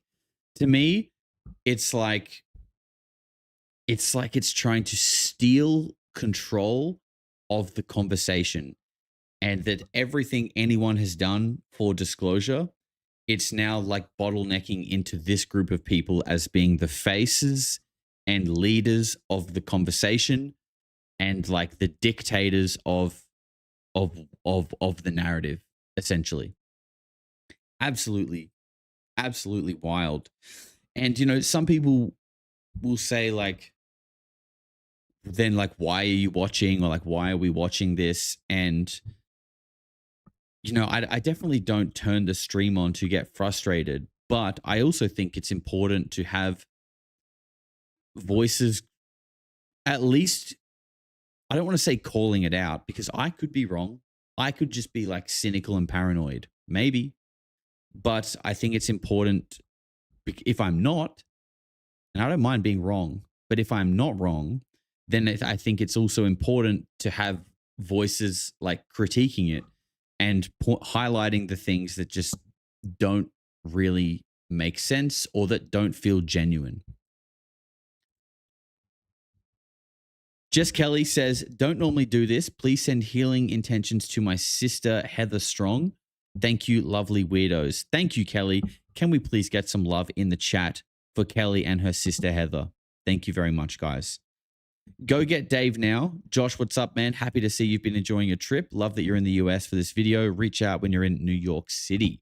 Thank you very much, Dave. I'll hopefully be in New York early August. Be a short trip, but I should be there. And Hydrocoptic Mike says, the only Mick West vid I've liked is the one talking about all of Lou's lies in his book. I actually agreed with Mick. WTF. Yeah, Mick West is a funny one. Career debunker. Like, I wonder what would happen if some videos come out that are just objectively anomalous. Like, there's no way you can argue with it. We may as well go full screen for a little bit. There's no way you can argue with it. What's he going to do? Like, what does a career debunker do when something is genuinely undeniable?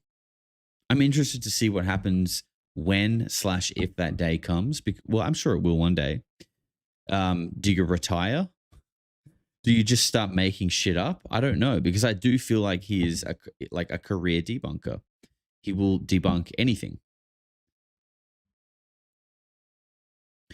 You're not wrong, Josh. Feels like they're pandering to us. Also feels like a money grab.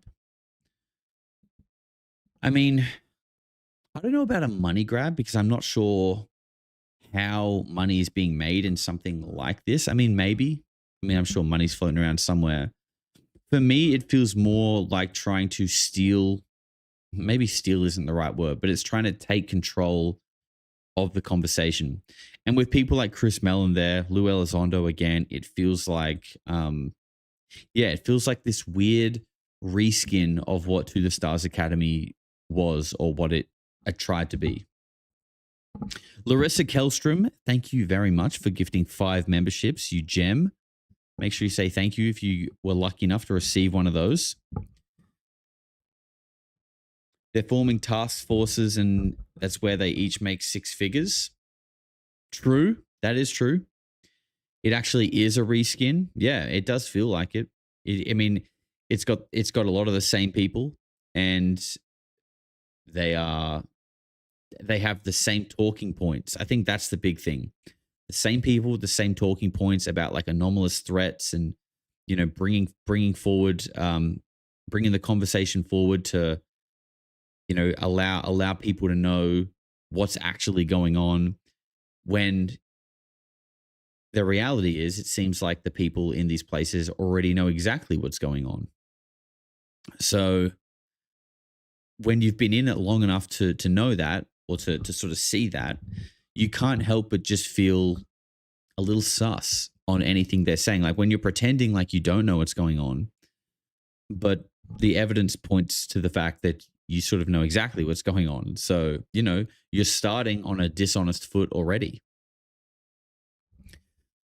Disclosure Foundation would get $0 from me if I had any to spare, but after buying $10 pineapples, yeah, I feel you, bro.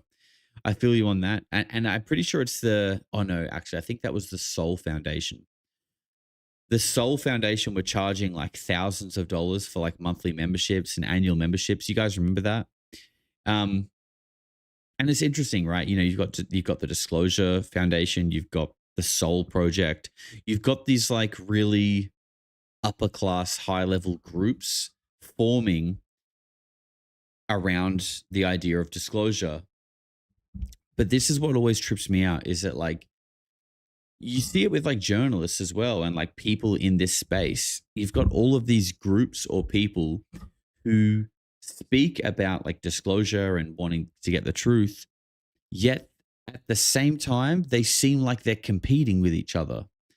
It's like, and this is why on this channel, I've always been about like abundance and trying to, like, when I see other people who seem like they're genuine and they're trying to do the right thing, I will try and help them.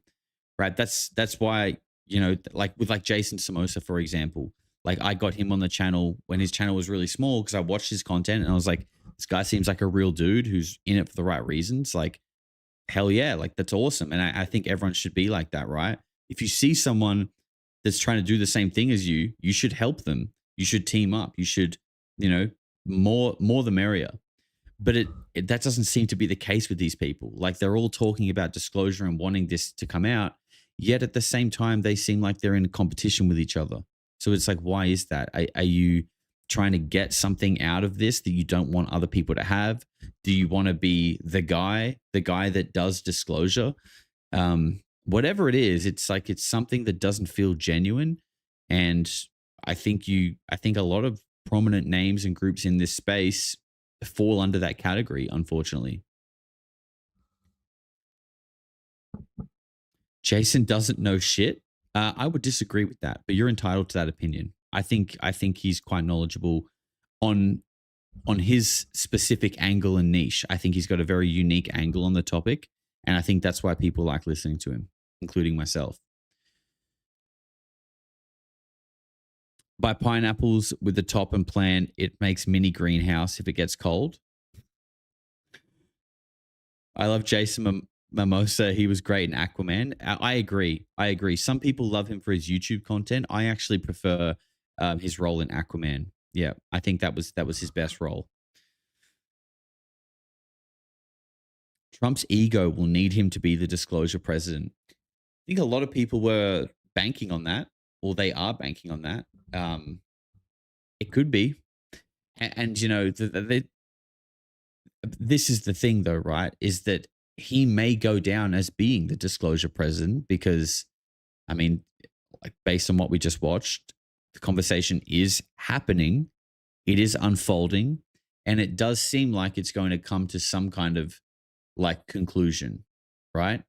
Which will mean he will probably go down as the disclosure president. But the one question I have for all of the people at this conference, Eric Burleson and all of them, is like, what does disclosure mean to you? Does disclosure mean just like an official capacity of saying non-human life is real?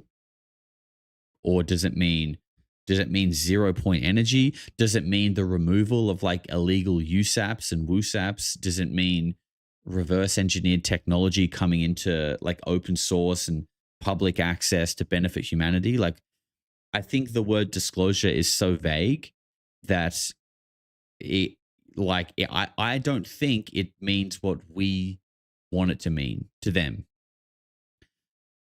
So I think Trump will be the disclosure president, and I think we will get this disclosure forum. We'll come to some conclusion, but I don't think it's going to be anything like what we want it to be. And I feel like we'll probably just go back to square one of wanting more answers and being unhappy with the government, which is exactly where we started.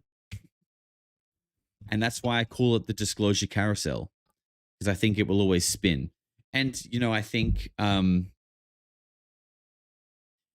when I think about that, I think about why.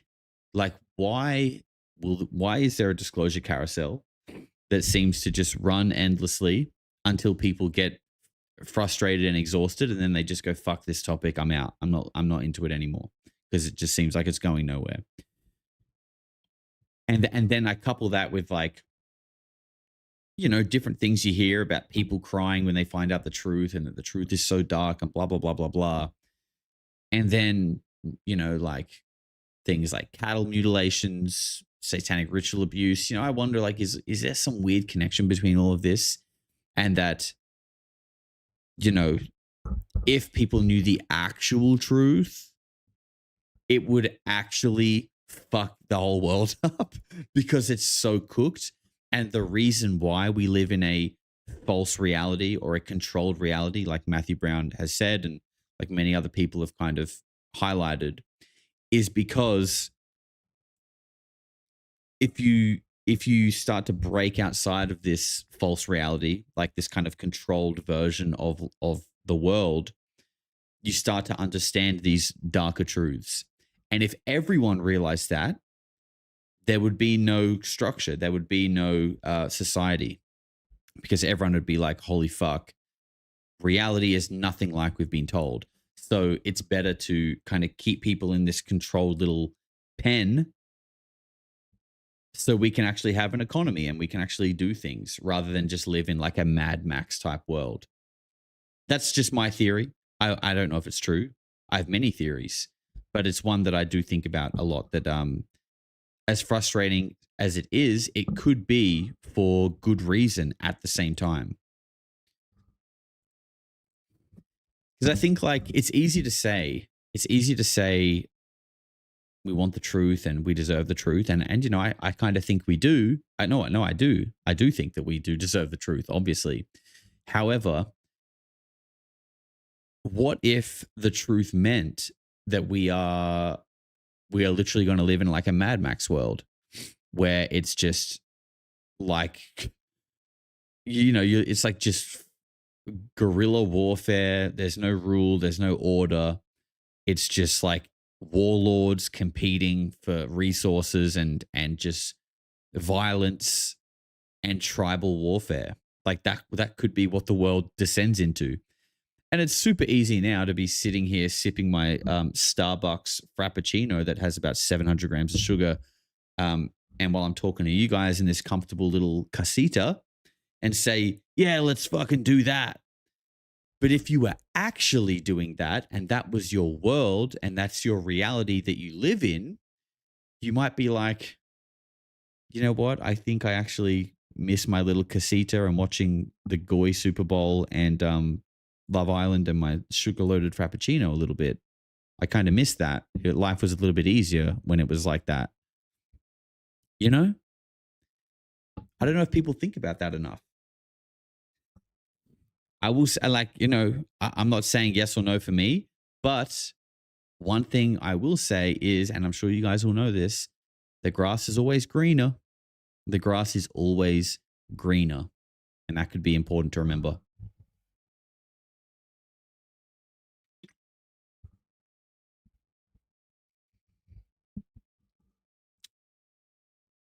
Most of my friends live that way. Ignorance is bliss. Yeah. Yep. I think about that a lot too, man. Think about that a lot too. Ignorance is bliss. And, oh, sorry. Who are standing and chatting, can you please have a seat? Okay, they're still filing in. Oh, there's James Fox on the right. There's, is that Bilbo Baggins on the left? Oh, no, it's Danny Sheehan. Sorry. Have you made plans to go to Monroe? No, I haven't. I would like to. I would really like to. But I won't be on this trip. But maybe one day. I'll definitely be back here. I fucking love this country. Okay, their audio is cut out again. You would have thought in that break they would have been like, okay, let's just sort this out. But no, they're back, and we are back with the audio issues. Fantastic. My life has always been this shit, so don't know what ignorance would be like, unfortunately. Well, I guess ignorance to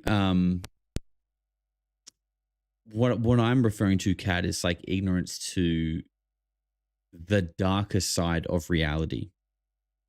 And, I've always been into conspiracies, UFOs, and all of this kind of stuff. But being a professional full-time conspiracy theorist, as I have been the last, 18 months, it has led me down a road where I quickly realized that some of the really dark things are true. Like, just sort of like, you can't even deny it. I can't even pretend it's not true. Like, it just is. It just seems like it is. And I think I wrestle with the idea probably of like, aware that there was an issue over would I the take course that of back 17 or not? days. I don't know. I feel like it's silly it feels silly to say I would rather not know and be ignorant. But at the same time, it's far easier to be happy when you don't know. And, you're only here once. And I feel like life is what you make it. And you cannot know. By the way, I haven't muted this. This is just their audio issues. You could not know and live a happier life. So it's like, what's more worth it? I would have loved to have lived a normal life. Yeah, I feel you. What happens night 2, night 3, night 4, based on your information, Chris? Surprisingly, when they came to brief the Congress, my understanding is they said they did not have any video of these objects, even though this had been going on for 17 days. Chris Mellon, the most uninteresting and boring man to listen to, ladies and gentlemen. Preparedness that we sometimes has come to light, as it did on 9/11, where we didn't have a plan for civilian airliners being hijacked. We're used to still thinking, and we need to grow from this standpoint, that the oceans give us this great protection and we don't have to worry so much about the homeland. Well, now we're seeing this happen. This is not a singular event. Matt Ford was talking about what happened in 2019, 2020 out west. That went on for months, and it was crazy. I mean, we're talking swarms of unidentified objects and a mothership coming in and them going inside it and that thing taking off at lightning speed. So there's a lot of very intrusive activity that is unlike what we've seen before. After World War II, we had around a lot of our premier bases and facilities, particularly nuclear ones, a lot of activity, but this is really getting more sort of in your face and more persistent in many cases. We've had some of these things fly up in front of a Navy ship and apparently shine a light right on the bridge, right into the faces of the boat. So it's like, we're here and you can't do anything about it. And so this represents a more provocative pattern than we've seen before. I can't tell you what happened day 3, day 4, except that I do know they did start to reach out for other assets. They got a plane with special sensors from the National Aeronautics and Space Administration, which they deployed. They started reacting with some fighter patrols and things like that, but ultimately they were not successful. One of the things that I always come back to is, and I know this sounds trite, but it's the shrug. There's a shrug that happens where it's like, well, we don't know. What else do you want us to do? You were just talking about the oceans, Admiral. If something like this happens and there is a craft that is beaming a light onto the deck of one of the most powerful ships on planet Earth, where does that shrug come in? Is there a shrug, or does this go all the way to the top into this darkness where, maybe there are people that are actually in the know? Well, interestingly, thanks, Gotti. No, well, from my experience operationally, having served on an aircraft carrier and an amphibious assault ship and other fleet command ship, that I never saw a shrug. It was always reported whenever we saw something in our airspace or water space. And actually, I'd like to turn to the ocean. You had mentioned that we have a sense of security because we have these oceans that bound us. But the reality is that we're seeing these objects in the water. And I've had submarine officers come to me and talk about objects traveling at speeds in excess of 50 knots, closing with constant bearing, decreasing range, and having them to order emergency deep maneuvers to evade. And then the object slowed down and then trailed them for a time. And this is 3 submarine officers, very credible. So our oceans aren't as secure as we might think, too. And in all those cases, though, they are reported up to higher headquarters. And you've seen higher headquarters, though. If something like that happened, and you'd expect that to go to the Joint Chiefs of Staff. I mean, that sounds like a full stop. Let's put all resources, all assets on this.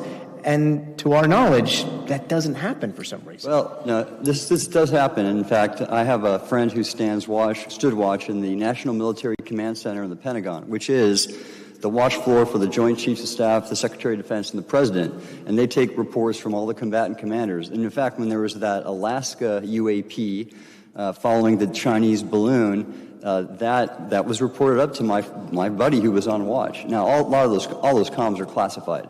So the president knows. These are reported. What's done about it is another story.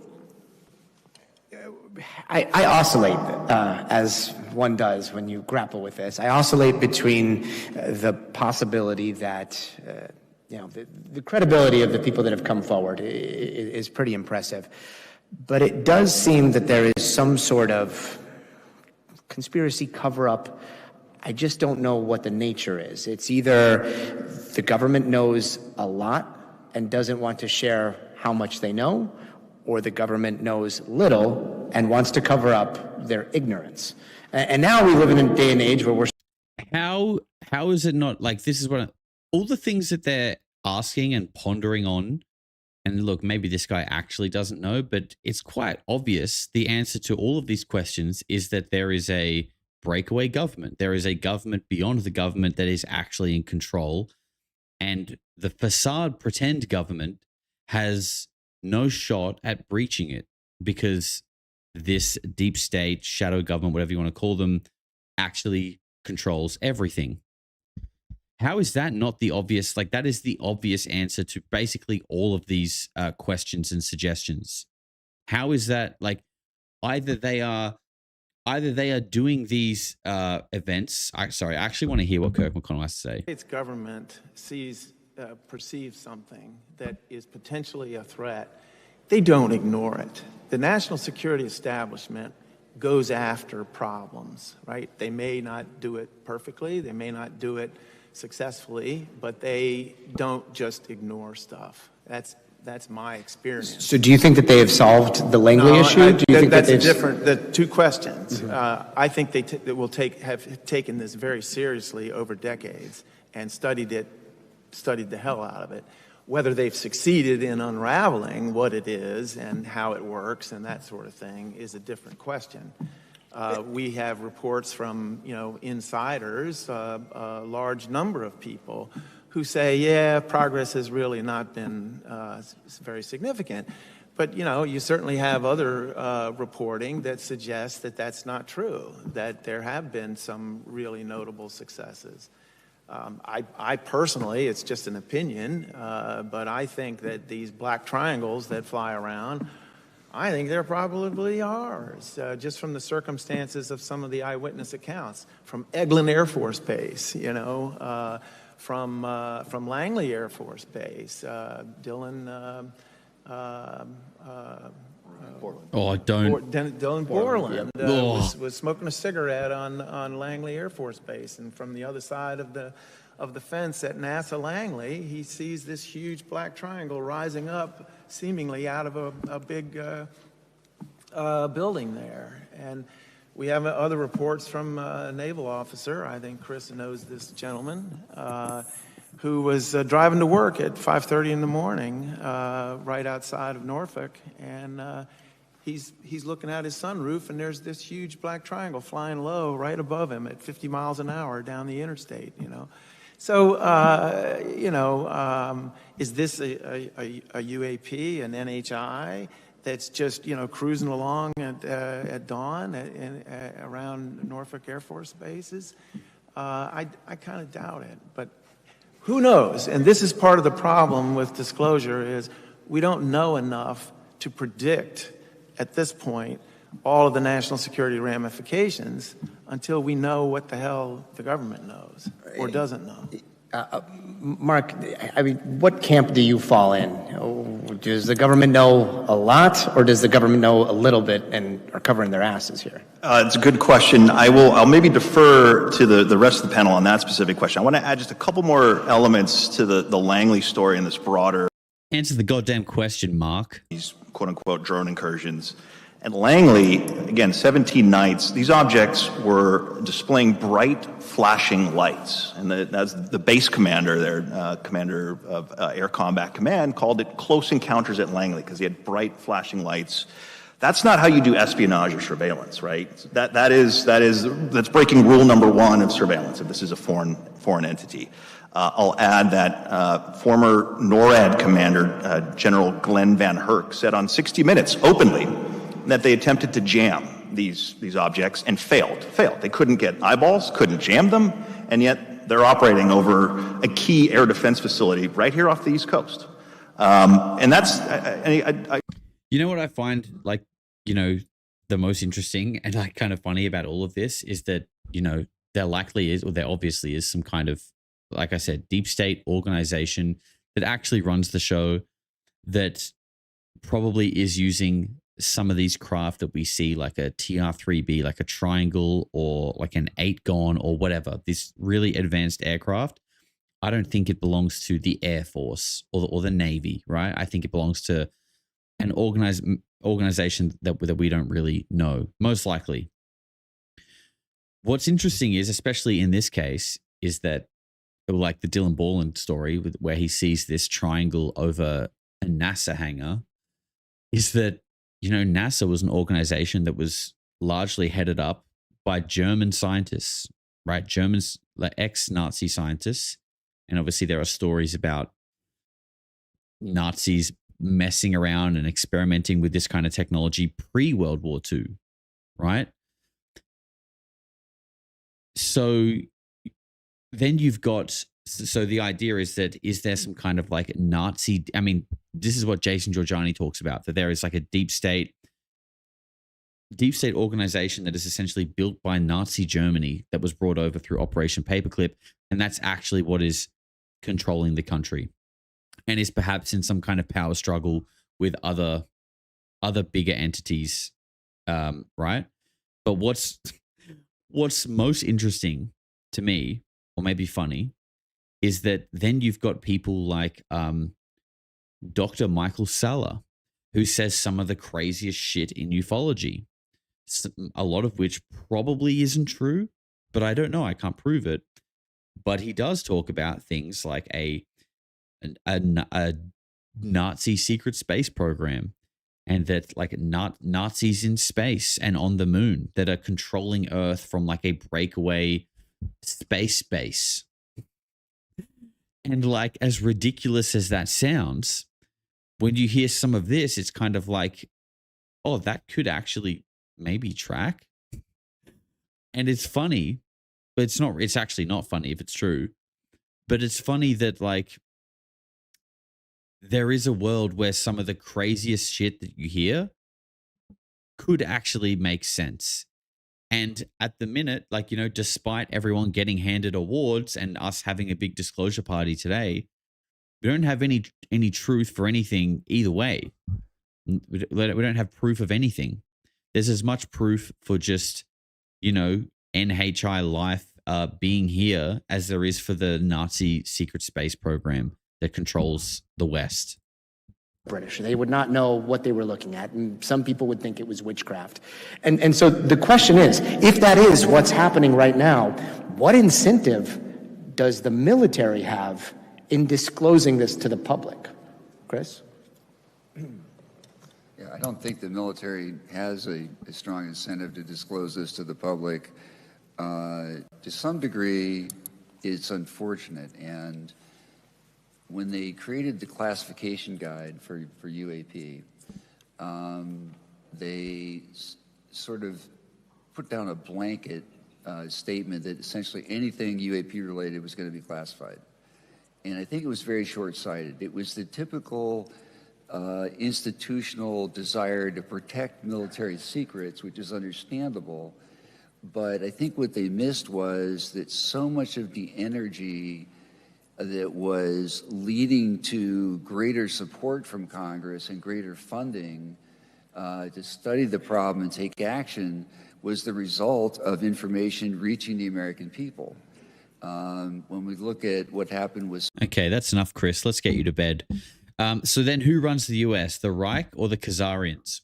Well, maybe that's the power struggle. I don't know. Maybe that's the power struggle, or you know, you hear stories and people making claims that they're actually somehow one and the same in some way, or maybe a deal was struck. I don't know. I think you guys know what I think. I actually want to make a visual graph, or like an infograph, because I believe that reality and society is layered and tiered, kind of like the Hunger Games, but it's in kind of like this, you know, I don't want to say a bell curve, but kind of, and that we are just like in this like smack bang, the main chunk in the middle, and there are rungs below us and there are rungs above us, and that, you know, there is people who are alive today that don't exist in our economy. They don't pay taxes, like that. They are so far above that they're almost essentially a different civilization.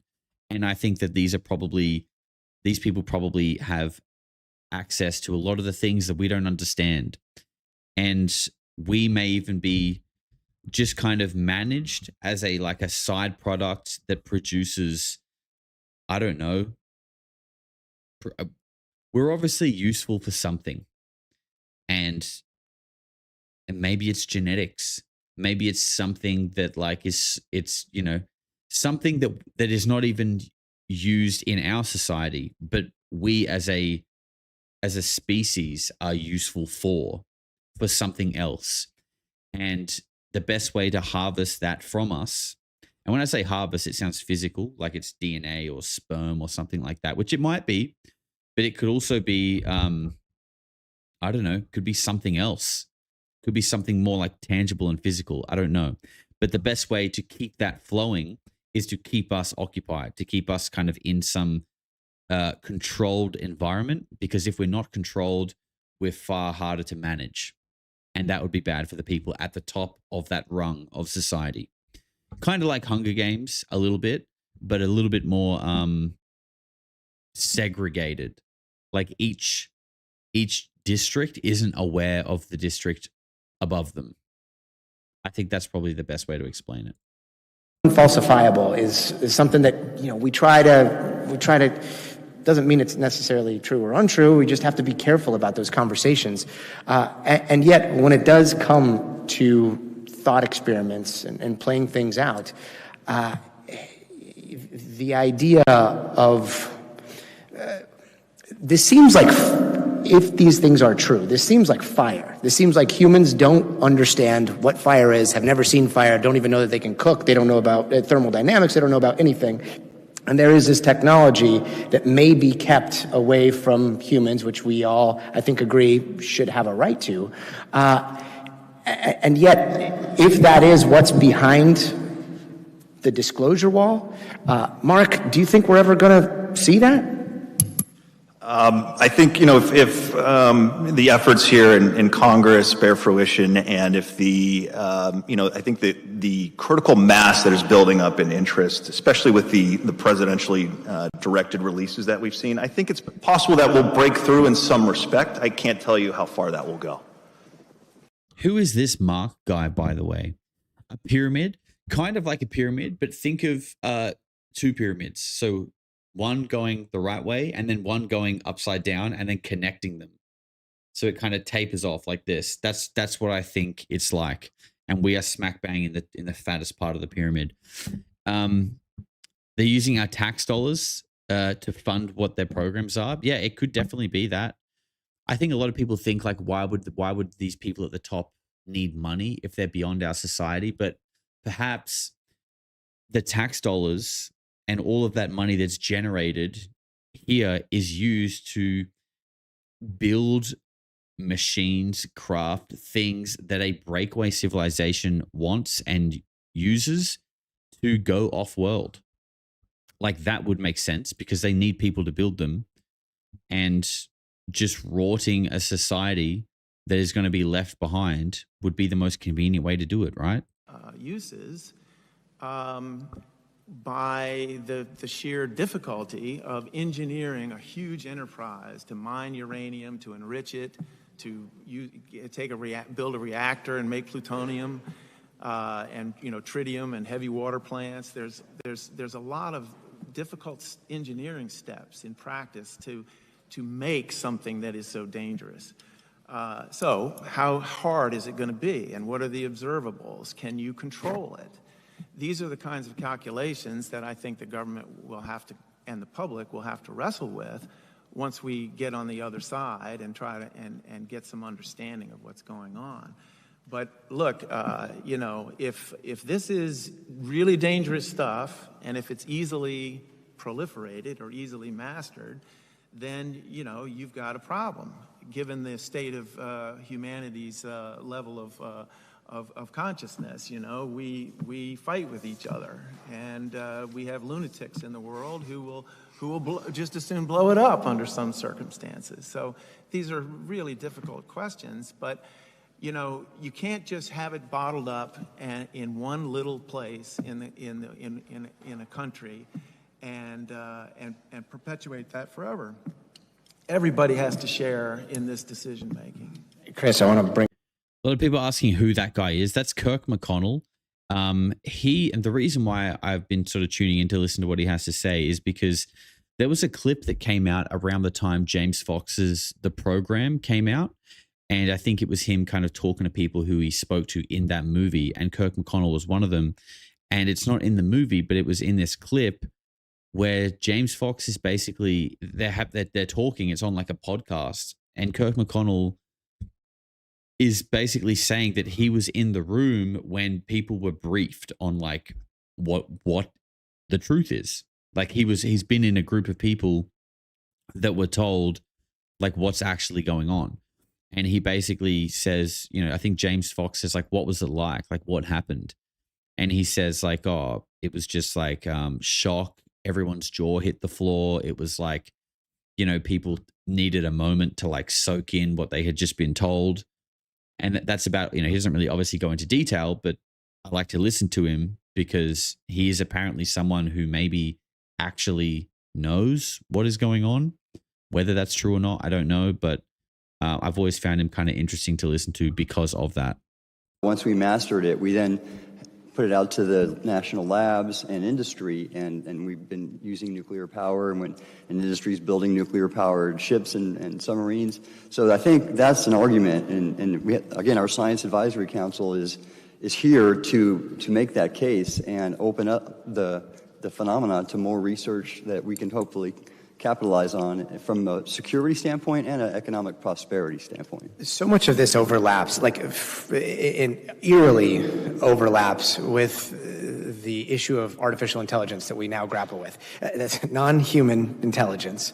It is something that was released to the public very quickly. We don't fully understand the ramifications. We see the government trying to rein it in and doing this odd dance. We're grappling with regulation. We're grappling with all these things. As a society right now, Mark, do you see a lot of overlaps between that and UAP? I absolutely do, and maybe at the risk of opening up a second Pandora's box, I think we've heard from enough whistleblowers, David Grush, Jim Lukatsky, Hal Puthoff, Dr. Eric Davis, Colonel Carl Nell, that have all suggested or alleged, and this is also reflected in congressional legislation, that other nations have also potentially retrieved this technology. And I think it's the height of irresponsibility not to have a very, very nuanced discussion of what the potential ramifications of that may be. If there is someday some kind of a disclosure, we need to have a policy in place, because I don't think, and as I've emailed the group here, I don't think we're magically going to sing Kumbaya once Trump or Xi or Putin announce the existence of non-human intelligence, if that is true. And again, we have to engage in that scenario planning. I'm sure Admiral Gallaudet knows that the military must, it plans for any possible contingency. And I think this is an incredibly important discussion. So, again, at the risk of going down a rabbit hole, let's imagine that China and Russia have retrieved craft. Let's imagine that Xi instructs all of his scientific talent, scientific capital, or Putin does the same thing, to work on this problem. And, oh, by the way, they have mastered cheap AI technology and can reverse engineer and make sense of this technology much more rapidly than we can. What happens if one day, and Secretary Rubio has spoken openly about this, what happens if one day we wake up and the Chinese have, or the Russians have, a national ballistic missile defense system based on this technology? And, oh, by the way, they also have an offensive capability, and we're stuck without that capability. That is an enormous, not only a national security risk, but a global security risk. So I'll just throw that to the group. What happens if we are ever in that situation? I think that. I don't know, bro. It kind of just sounds like you're shilling for the military-industrial complex, so we continue to fund them. I don't know, just me, but I think this conversation is really meant to be about consciousness and about humanity evolving. That's what I think this conversation is actually about.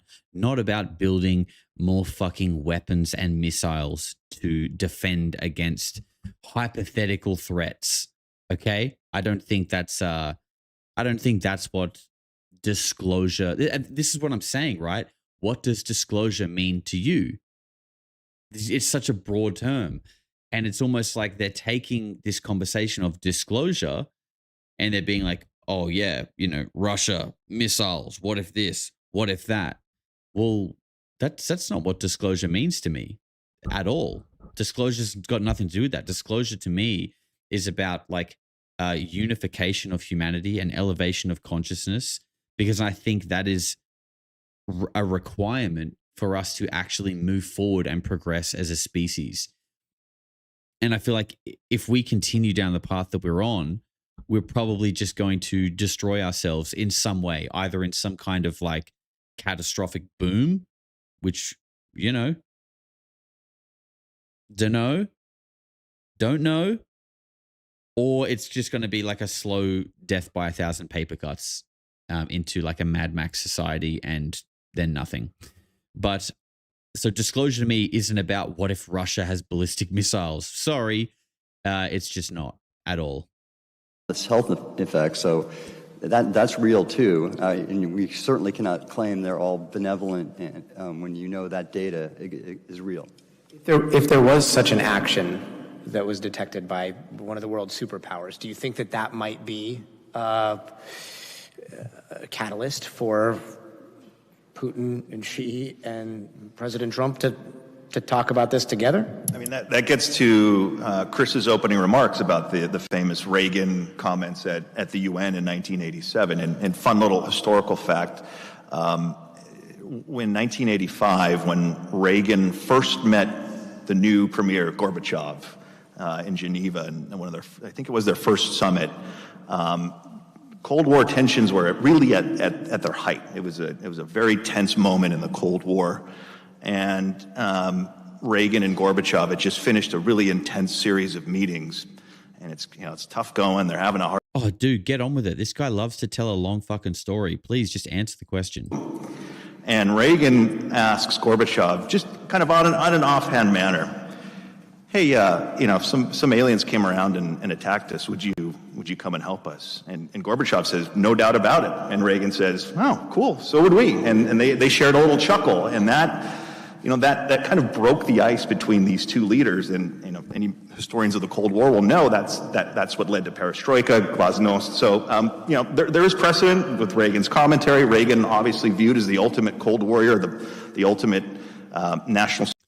To sort of give a different opinion, though, like Mark said, we're due for a reset, right? And I have again, one of my many theories that I think about is that what if, and I seriously do wonder about this, because you guys, if you watch my show, you probably see me sort of tip to both sides, because I do think everything is kind of on the table.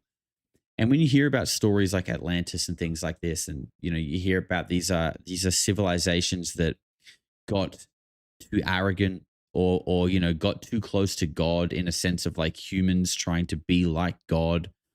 And I wonder if what if the reason why this is the most protected secret of all time is because somehow, maybe through like ancient texts and, discovering things, they've realized that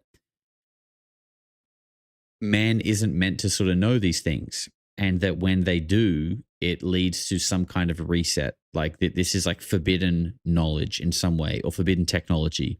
Maybe that's why when anyone gets close to inventing it, they disappear, right? So what if this is like they know that that this information getting out is going to trigger something like a reset, like something higher and more powerful is going to come down and try to reset the planet for whatever reason, that we're not allowed to know this kind of stuff. Maybe it's a threat to the cosmic hierarchy or power structures. So what if, to kind of look at it from the other side, all of this talk about like, what if Russia this and what if Russia that, we need to prepare. It's actually true, but it's not actually Russia. Like they're just kind of using the normal adversaries as like a placeholder, because they know when this information comes out, there is going to be war, and it is going to be brutal, because it's going to be man versus the gods or something, whatever came and wiped out Atlantis. And maybe the extreme secrecy this whole time has been to try and reverse engineer this technology to fight back against it when the trigger gets pulled. That's another thing that I think about, that, and because this makes things like some quotes that we've heard from like Tom DeLonge say, these guys are the ultimate patriots, that they love nothing more than this country. So the ultimate patriot would basically, to me, be someone who gets rocks thrown at them their whole life for being like a gatekeeper and a warmonger and all these nasty things, when in reality they need to hold these secrets because they know that something big is coming, and they can't talk about it because that would trigger the event. I don't know. I know that's completely like antithetical to what I just said before, but I think like all of these things are on the table, right? I do, just because I might feel more like inclined to believe in something that's a bit more like positive and spiritual. I'm very aware that I could be wrong, and that could just be like my own personal biases and like optimism that's like pulling me that way. But that could not be the reality. The reality could be darker. Jackson Lope with $20 says, I just feel bad for the World Cup beers were so expensive. Thank you very much, Jackson. They were very expensive, but you know what? It was worth it. I had an amazing time. I'll do it again. Jig Lee with 10 months says, good morning, weirdos. Just came to the chat. Have they said anything new, or is it all just the same stuff we've been hearing? And is that Joseph Gordon-Levitt? Honestly, no, nothing really new. Nothing new in terms of the information, but I feel like what I've kind of gathered from this is that it feels like this Disclosure Foundation is taking the lead on where the conversation is going. And it's like they're almost like hijacking what disclosure is and what disclosure means. That's how I feel. Because there are a lot of people like journalists and, investigative researchers and things like that who would disagree with a lot of the things that they're saying that have also worked towards disclosure. So I just think it's interesting and worth noting that disclosure means something different to different groups. And there are a lot of competing groups and people within disclosure, which is a sad thing. And also that for some reason, whenever these events happen, no one knows how to use or set up a microphone. That is also something that we learned today. Winston says, headed to pinball. I'll catch up later. Thanks. Thank you, Winston. Enjoy pinball. And J.L. Lammy says, I think the deep state is the Nazis and the shallow state is Israel. And like you said, maybe a deal was made. Yeah, I think so. Maybe. At the end of the day, trillions of dollars have gone missing to somewhere, to someone, and it's not the taxpayer, it's not the citizens of the country, and also we're still sending $4 billion a month to Israel. Well, America is. I think Australia are doing their own thing, and we also have a leading political party in Australia that is gaining a lot of popularity, who have just had a spokesperson come out basically saying for that group that they want to donate a large chunk of land in Australia to Israel for Israel to build a military base and build weapons. Literally, we would have like a like, you know how like America have Hawaii, right? It's an island disconnected to your mainland, but it's US territory. Israel would have territory within Australia if this party gets in and all of those things happen. So, you know, it makes you wonder, right? Makes you wonder who's really in charge. Down. It was so interesting to hear. I think it was Representative Burleson who said, you know, there is, we forgot how to do this or we forgot how to do that. And when you look back at the phenomenon, it seems to go back to the 1940s, 1950s. There are allegations that, you know, private contractors have come in.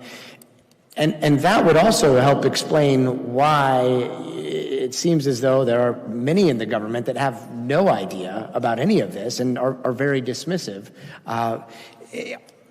In terms of active funding, though, for those things, they have to have an SAP. They have to have some sort of access to either private capital or access to our tax dollars. How does the SAP process work when it comes to protecting our national secrets and when it comes to protecting things that, you know, have been overlooked for decades and decades and decades? Chris? We actually have, it varies by agency and department, but we do have a very extensive system in the Defense Department for bringing all the SAPs together in one place under one committee. They're all reviewed, they're reported to Congress. I sat on that committee. I never saw anything related to UAP. It doesn't mean there aren't things outside of that. There are things called alternative compensatory control mechanisms. There are other workarounds that sometimes people put into effect, or some people may just not be compliant and not register their program. God, someone push his mic closer to his mouth. System. But we actually have a pretty robust active system for accounting for all these things and monitor them. I will also tell you that people who think the government can't keep a secret are absolutely wrong. The government keeps hundreds of these SAP programs, and in my experience, not a single one of them leaked except for one that we used in combat, which was there for exposed to the press and the media and got in Newsweek and whatever. But Israel has always been involved in most Western nations. I mean, Israel was created by and for the Western nations, I guess you could say, right? You know, the fact, and I find it interesting that we have Five Eyes, but Israel aren't included in that, yet they are the greatest ally. They're the greatest ally, but you're not a part of Five Eyes, probably because you manage Five Eyes. You're above Five Eyes. That's like, and I do find it interesting that something has happened in the last couple of years where it's suddenly, well, I wouldn't even say it's been okay. I noticed this like a year ago, that there is this push on social media, like when you look on Instagram, that there is like an abundance of like reels that are not just like anti-Semitic or anti-Israel, but almost like exposing the amount of control that they have. Like, this is where it started, I feel like. And I think it's like conditioning the next generation, because think about who is on these sort of apps the most. It's young people. And now young people are growing up with their eyes kind of wide open to the reality of the situation. And I wonder why. Is it because is that going to be part of disclosure in some way, that our countries are controlled by some kind of like made up country that exists in the Middle East purely for war. Like, that country exists to take over the Middle East. That's why it was created. And I think people are now waking up to that fact. But then it's scary, right? Because what happens next? It's literally, I mean, it literally is part of their prophecy. Professor Zhang talked about this. It's part of their prophecy that the world will turn on Israel, and that anti-Semitism is even part of their plan, because the Messiah won't come back until Israel are on the brink of destruction, and then the Messiah will return and it will help them win the war, and then Israel will rule the world. That is the prophecy. So when you see, like, and it's kind of getting scary right now, because you see Netanyahu speaking, like, he's saying things like Israel will stand alone if they have to. You see, like, JD Vance and Trump are starting to say things that are a bit like, you guys need to fucking chill out. We're trying to make peace deals. You know, whether they actually are or not, who knows? But this is the rhetoric that's playing out. Like, whether it's kayfabe or not, this is like what's unfolding. And it actually seems like it's getting to a point where Israel are basically saying, we don't give a fuck. We're going to take over this. We're going to take over them. We're going to take over Lebanon and the Middle East, whether you help us or not. And, you know, that is the prophecy. Everyone is turning on Israel, and they will basically say, we'll fucking attack anyone who tries to stop us, which is what they're saying. And they're also the only country that has never had to report how many nukes they have. Wonder why that is. Why does every other country have to do that, but they don't? Why is every other country's nuclear arsenal accounted for except for them? I don't have the answer, but it's a scary question when you consider everything that's unfolding and where we're headed. The United States has possibly been in possession of non-human biologics. Do you think that the power structures on Earth are ready for that type of disclosure? I don't think I really have a strong view about that, but I will say that it's, bad news doesn't get better over time. And, people have to buckle up and face it. And I think governments have to do that. So if that's the reality, that we're facing, we're going to have to learn to deal with it. So I don't think, I'm anticipating the next question is, well, if we're not ready, should we just put a lid on it? And I end up thinking, no. You shouldn't put a lid on it and pretend that you're not noticing this. But I will say this, if we are being visited by non-human intelligent beings, either interdimensional or intergalactic or whatever. Can you guys hear this? They've probably been here a long time, and I think historically there's some evidence to make us think that they have been coming here a long time. If they're that much superior to us, if they meant to be really aggressive, I think we'd have figured that out by now. I think that's a data point to suggest that that there's a benign aspect or something that is keeping these beings from taking over the place. Either they're not interested or they're beyond that. It's like, it's just not something that they engage in or something. Jamali Antonio says, in my opinion, it's beyond aliens. This is about shadow governments, black ops, private military organizations, secret societies, ritual magic, and multidimensional beings. Move the pieces around as you see fit. Totally agree with you.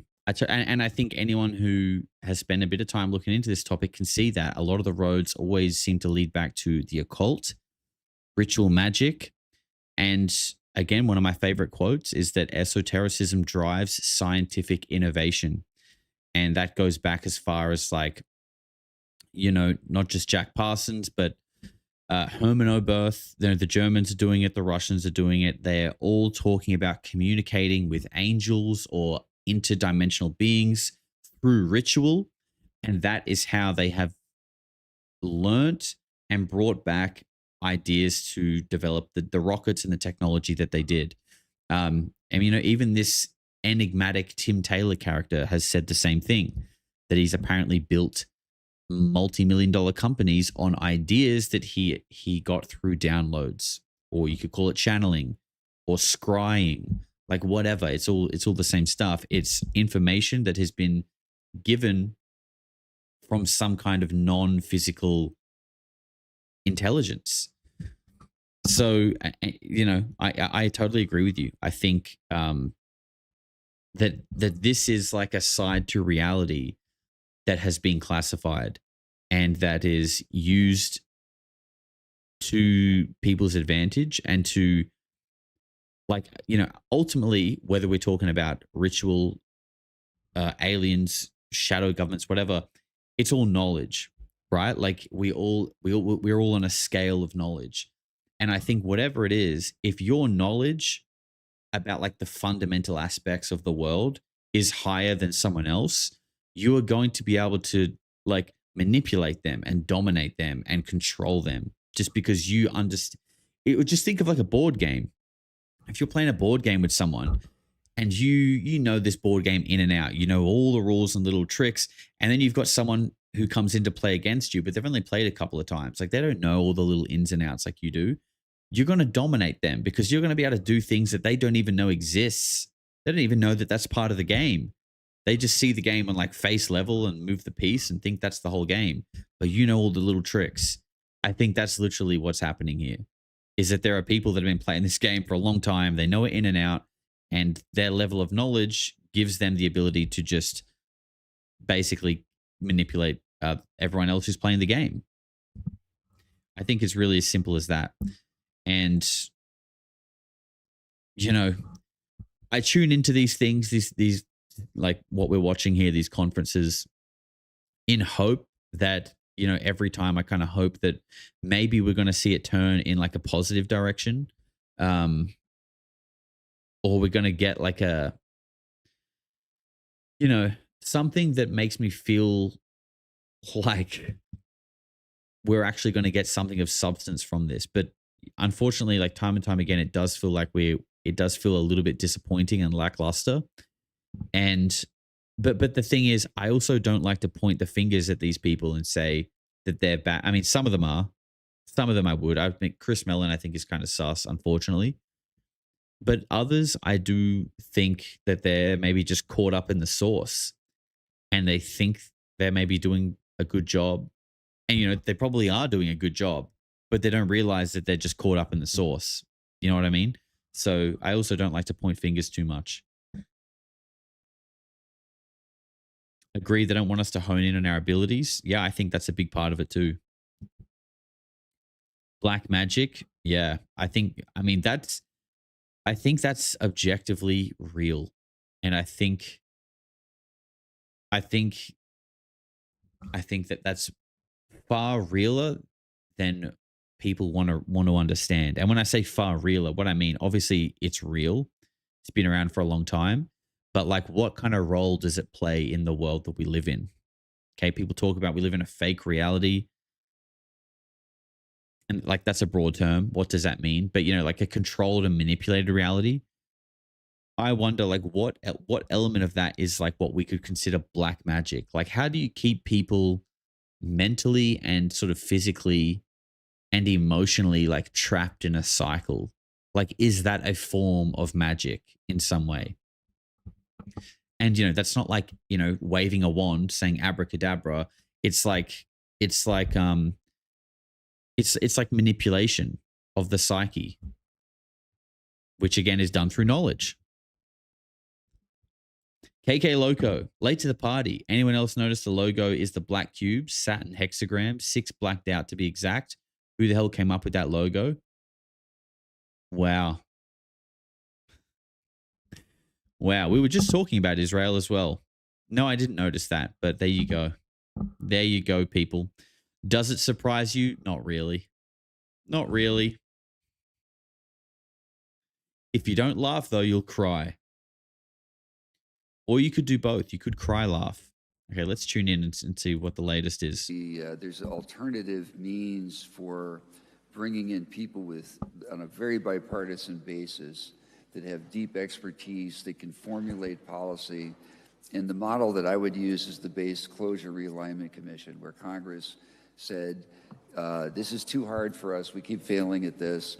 We're going to pick a group of people from both parties who are genuine experts, and those people are not raising money, they're not running for office, they're not getting paid off by special interest groups, and they're not going to write a commission study that goes on a shelf. They're going to write legislation that's going to automatically become law unless vetoed by the president or 2/3 in Congress. And I think the first year they saved $700 million for the taxpayer. It was so successful, they did it 3 other times. I think it's a very interesting model for the public to think about as we increasingly face issues that are not of the kind that the Founding Fathers envisioned, and as we think about how our society has evolved into one in which money plays such an overwhelming role in elections and access to money politicians. That makes me think of that, that weird little... B. Jones says complete manipulation magic. And Chris just spoke about money, and we always say it on the show, Babylonian money magic. Money corrupts everything. Money corrupts literally everything. And, you know, like money, like it kind of is a form of magic. Like it's, money is like the foundation of this illusion, of this system that is like, it's like a spell in a way, because you can't break out of it. Like we can talk all day about how we want this and how we want that, but like this, it's so built up that you now can't escape it. Like unless you literally get a small group of people and just fuck off into the Amazon somewhere and start living off of berries and living in mud huts with no electricity and nothing. Like if you want to go and do that, you can, but that's about the only way you can get out of this like this money spell that we're all in, because it's an illusion and a spell in the sense that money, these little tickets, these little paper tickets that we hold, freedom vouchers, these little coupons, they only have the meaning to it that we apply. And we apply this meaning because we have all agreed at some point that it is worth something. And that then when we have this, then when people have things to sell and property and all this kind of stuff, we assign a certain amount of coupons to acquire that. But it's just nothing. It means nothing. It's just paper. But we have to work X amount of hours to earn those coupons. And if we don't work, we don't get the coupons. If we don't have the coupons, we can't get the house, and we don't have the electricity, and we can't get the food. But the actual system itself is an illusion that we've created in our heads because we've all agreed upon it. If we all, and you know, I understand that this is unrealistic, but if somehow we were all able to collectively go, you know what, this money means nothing, and we can just try and like work on some other kind of system, some kind of like small community-based system, you know, things would continue on. The world would be very different, obviously, but it's like we could exist without money. I don't know what it would look like. It might even be, we may not even have the same luxuries that we have now. We probably wouldn't, to be fair. Or maybe money played a different role. Maybe money only would exist to purchase like luxuries, right? Like if you want to have, I don't know, a really nice car or a big TV or whatever dumbass thing that you want, that's where money comes in. But like for basics, I feel like there could be a world where money could exist, but basic necessities are also kind of just there because it's already there. The energy, the utilities are already there, but they're gated behind money magic, which actually means nothing. Decade and compare the two. Most of us in this room would never believe we'd be here having this discussion 10 years ago. And so right now, I think let's just monitor the progress and do the best we can, and then ideas for change will arrive. And Kirk, I mean, again, going back to executive branch, judicial branch, Congress, states' rights, Do you think that that framework is adequate? Do we have enough self-correcting mechanisms in here to be able to deal with technological advance like many people suggest? Well, I'm in agreement with Mark that for all of our flaws in the way our government functions, I think it's the best model that we have. But I would say this: what's wrong now is that we're not living up to what our structure is. The idea that Congress can go 80 years without officially and consistently being part of the making of policy in an area like this is just unconscionable. And you can't sugarcoat it. I'm an institutionalist of this institution, and this is what offends me as much as anything about this, is keeping Congress out of the picture, out of the decision-making process, is just indefensible. So. And all of that is done. Again, I know I'm beginning to repeat myself a little bit here, but like, this is what I don't understand, how they can sit up there and keep repeating these things. Like, it's just indefensible how they keep Congress out. Like, yes, it is. But what do you think that means? Like, what do you think that means? It means you're like, someone else is in charge. Hello.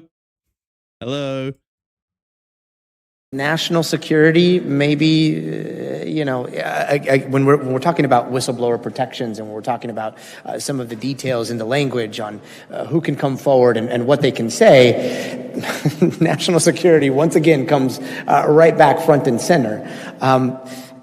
How do you navigate that when it comes to the specific language and what people are allowed to disclose to the public, to individual members of Congress, and then possibly to the executive?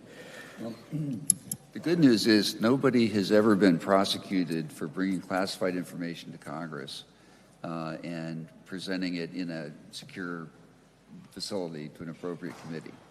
So I would say the doors are wide open, they remain open. They've never been prosecuted, but they've had their information classified. I mean, we've had people talk about that. We've had people come out and say that they have came into a skiff to get their story out, and they've literally classified what they've told them in the skiff. And that's what I've said. Skiffs are where the truth goes to die. I have questions about their rights and obligations. So we're trying to facilitate that in any way we can. But the people that have come forward to date, if none of them have been prosecuted, they've suffered administrative sort of blowback in some cases. And, Zach, the sound guy, I know, right? A more difficult thing to shield them from, but I would say right now that's the principal problem that they face if they do come to Congress, and so more can be done in that regard.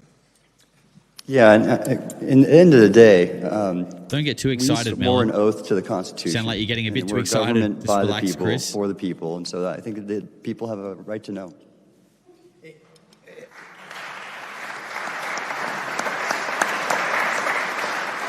Admiral, you of all people here, I think at the desk, you took quite a risk in coming forward and in approaching this before it was very mainstream. It's so weird because I keep finding myself in conversations with, I believe, the same people that I've been arguing with throughout the years, and I'm surrounded. I'm like, wait a minute, I thought I was the one that had to convince you guys to take this stuff seriously, and now you're all just assuming that it's aliens. Like, we have to deal with this with nuance. And they're like, wait, are you the skeptic? And I'm like, I don't know. But so often it does seem as though the pendulum has swung. And now we have the ability to look beyond the stigma. But now that has happened, do you think that the whistleblower protection, additional whistleblower protections that are being discussed are necessary? Or do you think that this idea of just going straight to your Congress member or going straight to an executive in the correct manner are sufficient to bring about more disclosure? Well, I think I agree completely with what Chris said, is that, there's no case of people even attempted to be prosecuted, much less convicted, for sharing classified information with Congress in a secure manner. Now, he also then said, yeah, but they have administrative weapons to apply, and I take that, we all take that incredibly seriously, and it's a real problem. Whistleblower protections are simply inadequate. They just absolutely are ridiculous, ridiculously one-sided. And so this... And, you know, it seems like they're basically saying no one's ever been prosecuted for saying classified information, like come forward, come forward. Yet then you've got people like Michael Herrera making videos going, I urge all whistleblowers do not come forward, because it's basically like a honeypot trap. Like they're going to bring you in, they're going to hear what you have to say, they're going to classify it, and then nothing's going to happen. So again, it's like, who do you trust? Who do you trust in all of this? Where am I? I'm in Utah at the moment. UFOs around the world with 5 pounds. Nice to see you, Matt. Hope you're doing well, mate. He says no immunity unless they add certain things are not to be used as a loophole. Some crimes should not be allowed. Simple as that. Yeah, I agree. I don't think there should be immunity for crimes against humanity, but there needs to be immunity for people who have maybe like worked on the programs, who are just doing their job. But the people who are orchestrating these operations and, you know, green lighting these red teams to go and shoot American citizens to fight over these Panasonic tough books. Like, what the fuck is all that about? What the fuck is all that about? And I think someone else said at the end of the day, like, you go up the chain and it's probably the NHI, like either these people here or, you know, these black programs. I believe that. I believe, you know, when you get to the top, I think the non-human intelligence controls disclosure and it controls the world in some way. Like, that just seems to make the most sense to me personally. So, you know, yeah, it just seemed, and that's why it's a circus down here, a circuit. Sorry, it's a circus too. Actually, you usually get the carousel at the circus, so it makes sense. The Highlander says probably the same sound guy as News Nation. I can't say I've noticed News Nation having bad sound, but to be fair, I haven't watched that much recently. I mean, Yeah. they can take over your time and your day and sort of, it's a big deal if one of your subordinates does something like that. There is no HR for UFO Twitter, as you guys probably I think that noticed. But I don't think that's a reason not to have whistleblower protection, but I do think it needs to be carefully crafted. Go ahead. Well, Gotti, I would say that your reasoning is certainly not unsound, and this has been the rationale, I think, that's prevented reforms to date. Congress has been reluctant to open the floodgates, right? Waste, fraud, and abuse has been around forever, and people who report that should be and have been rewarded. But at the same time, you do have this problem of how do you control your workforce, and do you let them make frivolous charges and the like. So it is a problem, and you see that Congress is reluctant to really vigorously reform the whistleblower protection standards. At the same time, I think that something could be done around this specific issue.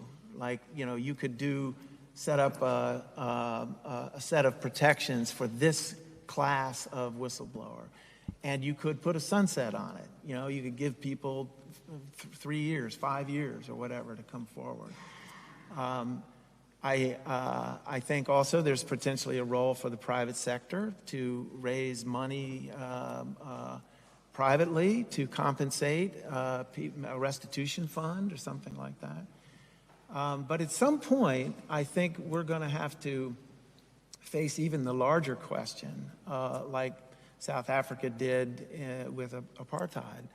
is, we're going to need some kind of truth and reconciliation process at the end of this, because we've had 80 years of this kind of suppression, and there's lots of bones buried, I think. And so it's a difficult problem, but again, it's something that we have to figure out a solution for. We also...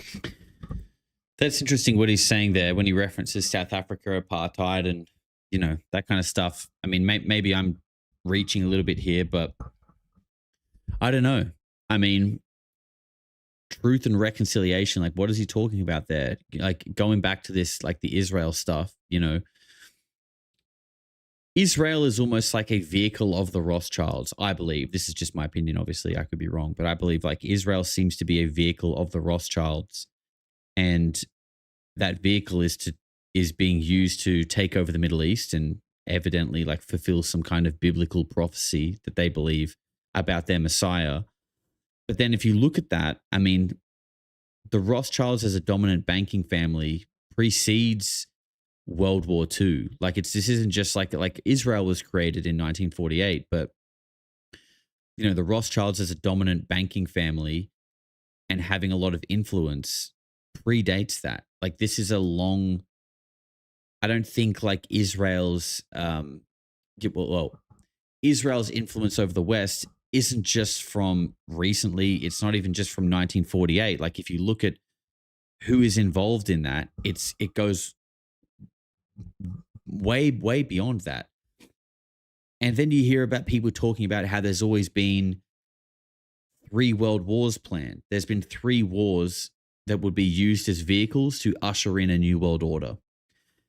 Exactly. The Rothschilds go back to the late 1800s, and evidently, obviously at the beginning of the 1900s, we have the First World War. So it does seem like there is this kind of long-standing plan that has been rolling out, and the creation of Israel is just one part of that plan. And I think as we get closer and closer to what might be the Third World War, or we get it, it's almost like it's coming to a tipping point now where operating in the shadows, like no one cares anymore. Like they seem like they know. When I say they, I'm talking about like Israel, whatever that even means. What they're doing is so blatant now, but like it's like they don't care because it's all coming to a head anyway.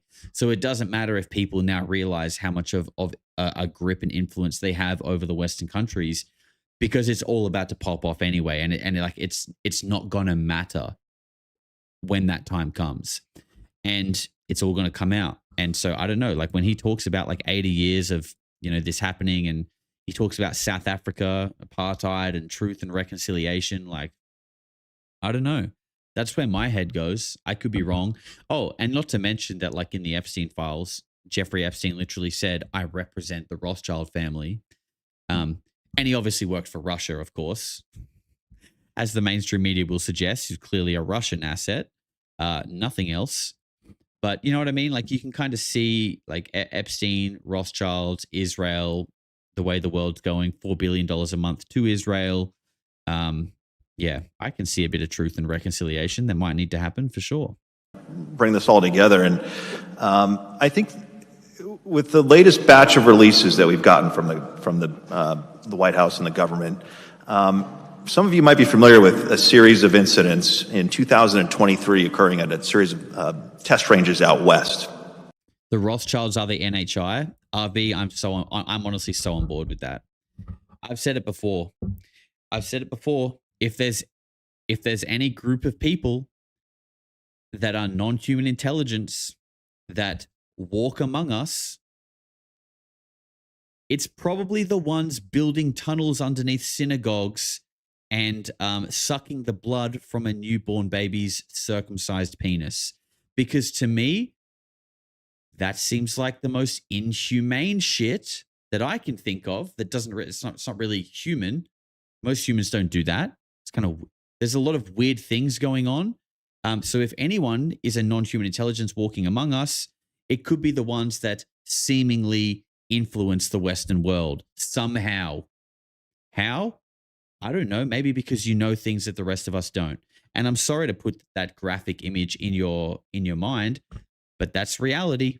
Welcome to reality. Take a seat. They know that fighter jets are operating in the area, and they see these bright reddish orange orbs directly above these fighter jets, flaring up and then flaring down. And oh, by the way, the government has released 32, I think, images, infrared images from that second series of events, that helicopter, that helo series.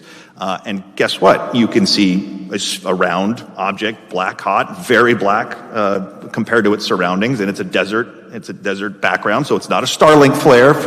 Okay, I'm sorry to cut him off here, but I'm riffing on this. We're here now. The other thing is that, like, these people, and I'm talking about like ultra-Orthodox Zionist Jews here, not all Jews, ultra-Orthodox psychotic Zionist Jews, believe that they are the sons of God. They believe that they are God's chosen people. So, and they obviously really believe that because the way that they act and the things that they do, and by their own admission, there are plenty of videos of it we could look at online. By their own admission, they see anyone who isn't them as less than, as like subhuman, or like sub whatever they believe that they are, which is the chosen ones of God. Now, obviously that sounds like extremely psychotic and narcissistic to believe that, but a part of me wonders, like, why do you believe that so much? Like, why are you so convinced that you are the sons of God? Like, is there some kind of weird connection to a non-human intelligence that we don't know about? I don't know. Trust me, I think a lot of what is happening in Israel is absolutely psychotic, but a part of me does wonder, like, on what basis is this being done? Like, do they actually know and have a connection with something that we don't know about or understand? And whatever that God is, if your God wants you to take over the Middle East and eradicate Palestine and destroy the Al-Aqsa Mosque and rebuild the Third Temple, like, if that's what your God wants you to do and you're the son of that God, is your God Baal? Because it seems like it might be, just based on what you're doing. Like, unfortunately, the biggest cause of anti-Semitism is Zionist behavior. People don't just suddenly become anti-Semitic. It's probably because you keep blowing everyone up and you keep wanting to have war. That's why people don't like you, unfortunately.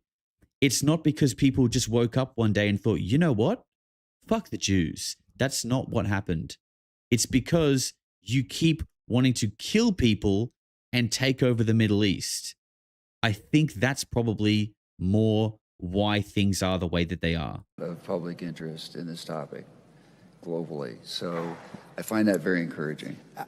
And yet, when I watch those videos like a hawk, I am looking for certain characteristics, and some of them come close, and yet that smoking gun eludes us. And if you've covered this for as long as I have, or you've been dealing with this for as long as you have, there are always rumors about things that could allegedly settle this once and for all immediately. Right outside of these doors, we have such and such, or we're going to airdrop this video to everybody right now, and from here on out, we don't have to talk about whether or not this is happening anymore. Are those things real? How close are we to actually seeing things emerging from the ocean, or things from 50 feet away from a cockpit, or things with high fidelity, physical evidence that could just put this to bed today? Here we go. One thing I can say is that we've helped to, Representative Burleson compiled lists of specific videos, some of which some of us have seen in a classified setting. They're not necessarily going to be the perfect Hollywood quality video, but I think they're better than what's been released and more informative and could help move the needle. Of course, many of them I haven't seen myself, so I don't know. Many of them you haven't seen, but have you seen? I have seen some that would, I think, move the needle. And, move the needle, or like sick of hearing that. I think it would be not necessarily The skeptics are going to be resisting anything up to the point of the president coming out and making an announcement. I don't think it is going to settle the issue. You think that would settle it for them? But I think it would. I think there's certainly video that would help move it further, much further in the direction of, wow, this is kind of crazy, and this is hard to explain. And we're actually specifying individual videos and helping the Congress prepare lists of those which are being requested. And the needle is already moving tremendously. So on behalf of everybody, thank you guys for this. Admiral, have you seen anything that would break that needle? No, I've not seen.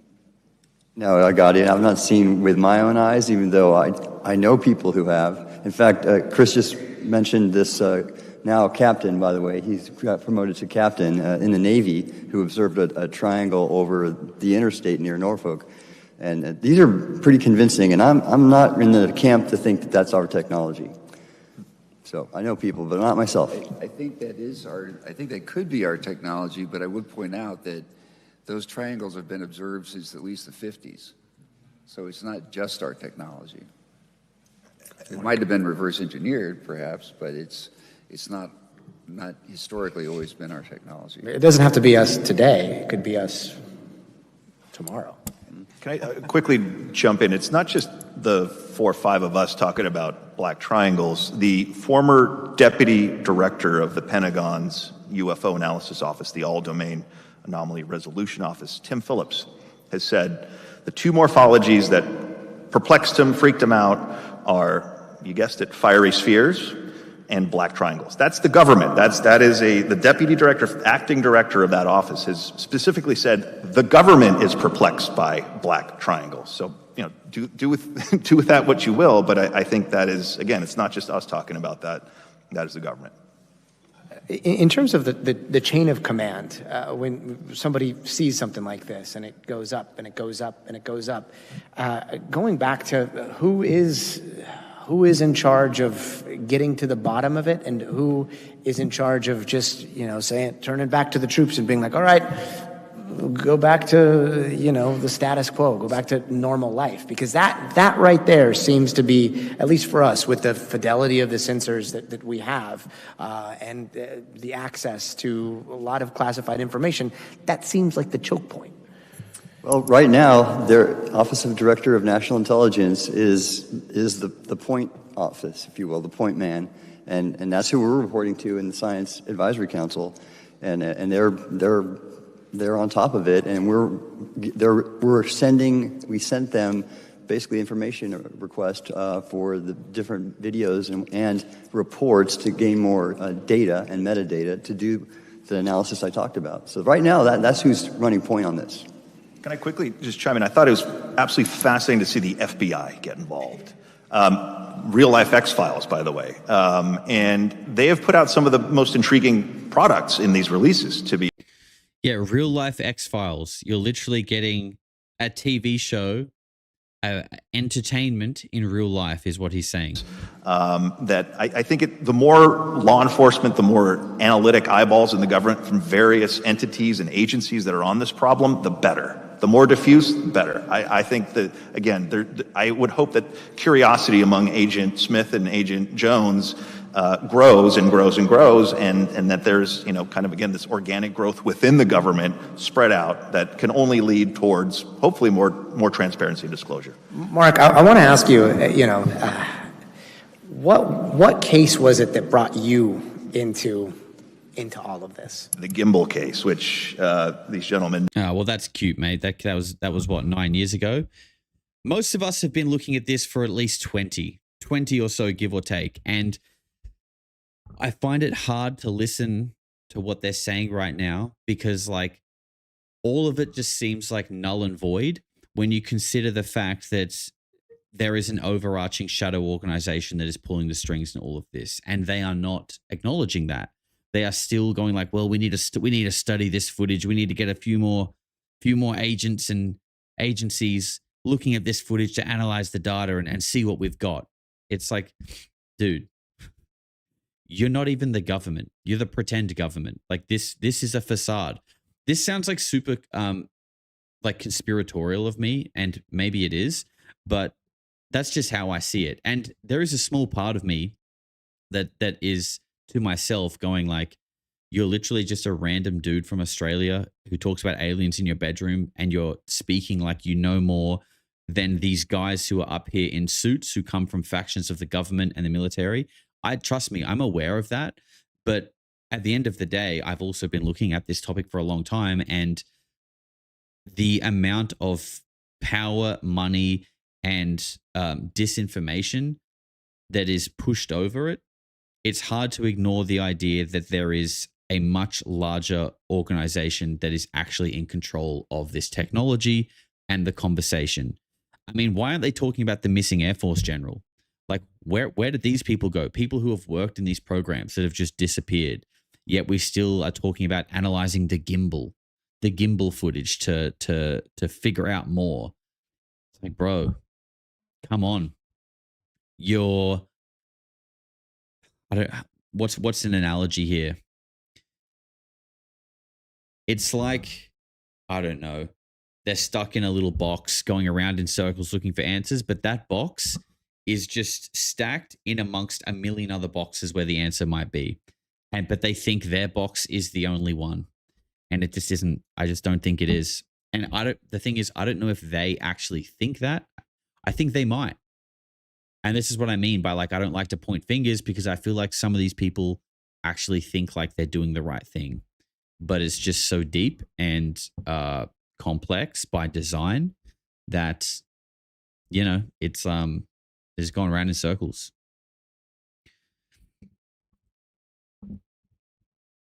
Adrian Jones with 5 months says, every elite is related. It's all about bloodline, classism, power, and immortality. A child is the nucleus universal. The egg is seed. Purity, blood is life. There definitely is a lot of there's definitely an interesting conversation to be had around bloodlines. That's for sure. I totally agree with that. And like RV said earlier, you know, Rothschilds being NHI. Well, I mean, when you look at these bloodlines, a lot of them believe that they have this divine right to rule over humanity because they believe they are descendants of like Nephilim.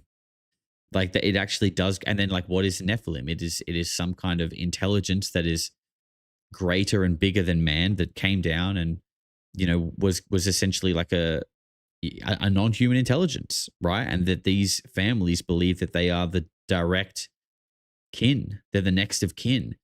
And that's why they interbreed. That's why there's literally a video of Jacob Rothschild's going like, we like to keep it in the family, with his disgusting old English laugh. Like, it's not even a secret that they do that. We wouldn't really say that these days. That's what he's up there saying. They literally interbreed because they're like the Malfoys. They are like the Malfoys, and they think we are all mudbloods. It's fucked up. That's the reality of it. That's the reality, is that they think they are much better than us because their bloodline is pure, and that somehow through creating the monetary system, they have kept people segregated and stuck in a rat race that funnels resources and power to them, to these families. And if you were born into one of these families, and, you know, if you were part of one of these families, your experience of reality, like your time on this earth, would be so vastly different to what we experience. It would be like living in another reality. It would almost be like being a different species, because we think of the human species as like this sort of like, we have a family, we get a mortgage, we have kids, we get a job, we work till we're like 60, 70, then we retire, and that's human. That's being a human. Not them. That's not what being human is. It's probably like going to exclusive events, learning to rule, having conversations with other important families, discussing power plays and how to move the control structure forward. Like, that's what reality is if you're one of them. Just like how if you were born into an African cobalt mine, unlucky, by the way, unfortunately. Some people get a bad roll of the dice. Your experience of being human is clinging to your mother's back for the first 4 years while she mines cobalt in the burning sun. And then when you're old enough to hold a pickaxe, you will do the same until you probably die. That's what your experience is like if you happen to be born there. That's what being human is. So this is what I'm saying, how there is different rungs of reality and society, and basically whatever one you're born into, you think that that's reality, but realistically, there are many tiers above and tiers below. And it's just wherever you get stuck is where you get stuck. We learn how to survive. They learn how to control. Exactly, Rambro. And the 12 others. Yeah, Tina, they talk about 13 bloodlines. I think, some of them are names that we'd probably be familiar with. And then some of the other names are names that I've never even heard of. And that is the reality of it, right? I think the people that, like, we often look at like your Elon Musks and your Bill Gates and all that. And sure, they are probably very important and influential people. But I think that there are, again, many rungs and layers above them that we don't even know who they are at all. Elites create that hierarchy and then humans fight to keep their slice of benefits. Yeah, I would agree with that one. Interdimensional is difficult and intergalactic is difficult, and our own technology is also difficult. But those things, they muddy the waters for me, not necessarily in discounting the entire thing, but being inconvenient aspects of that story that don't necessarily line up with even the idea of interdimensional or even the idea of off-world technology. Have you all grappled with why? Like, why a two-circle dogfight? Why this very specific cap point?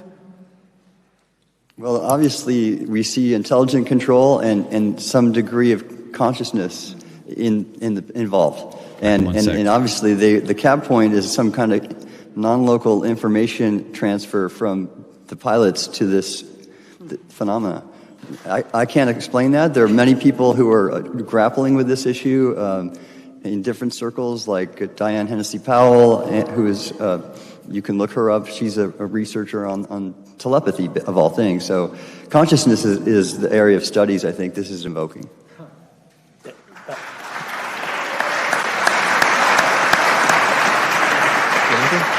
Do you have anything?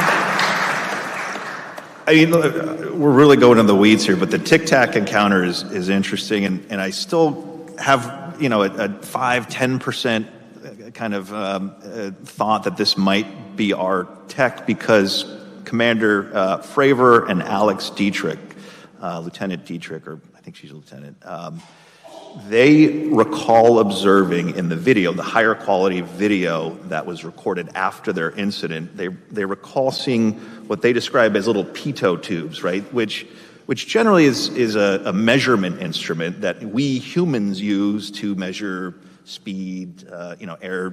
It's a sensor system that allows us to know about the environment, the aircraft's environment. That's the only thing that was kind of bizarre about that. And in recreations, you can see it, and even the video, if you play around with it a little bit, you can actually see those little protrusions. It's perplexing. I don't know what that means, but I think to your point, the cap point showing up there and then engaging in some kind of that two-circle dogfight. Truly interesting, and I don't know what to make of it. The thing that I take from it is it's those inconveniences that to me make it all ring more true. It's not just a clean story. But there's this one thing, or there are these few things that don't necessarily fit with what your preconceived conception of this could be. Thank you. We have not gotten the timer yet, and we can go on with all of these stories. I was saving you for last on the case that brought you into this fold. Tell us how it started. Are you about the Tic Tac case? No, I'm talking about whatever it was that forced you to take this, and it might be the Tic Tac case, but what and how did it happen, and where here in Washington, D.C. did it go down, and what did it look like? So I was doing some... dude, listen to this guy. And for Navy intelligence, and met Lou Elizondo, And Lou apprised me of these videos and others. Dude, tell us you're not actually interested in this without telling us you're not actually interested in this. And there's no reason they shouldn't be. And I just couldn't believe that you sound like you can't believe it. Nobody was doing anything about this, and nobody was taking action. Normally, for example, if we have Russian Bear bombers coming across the Bering Strait or something, we react, message goes up to the National Military Command Center, people are all over it.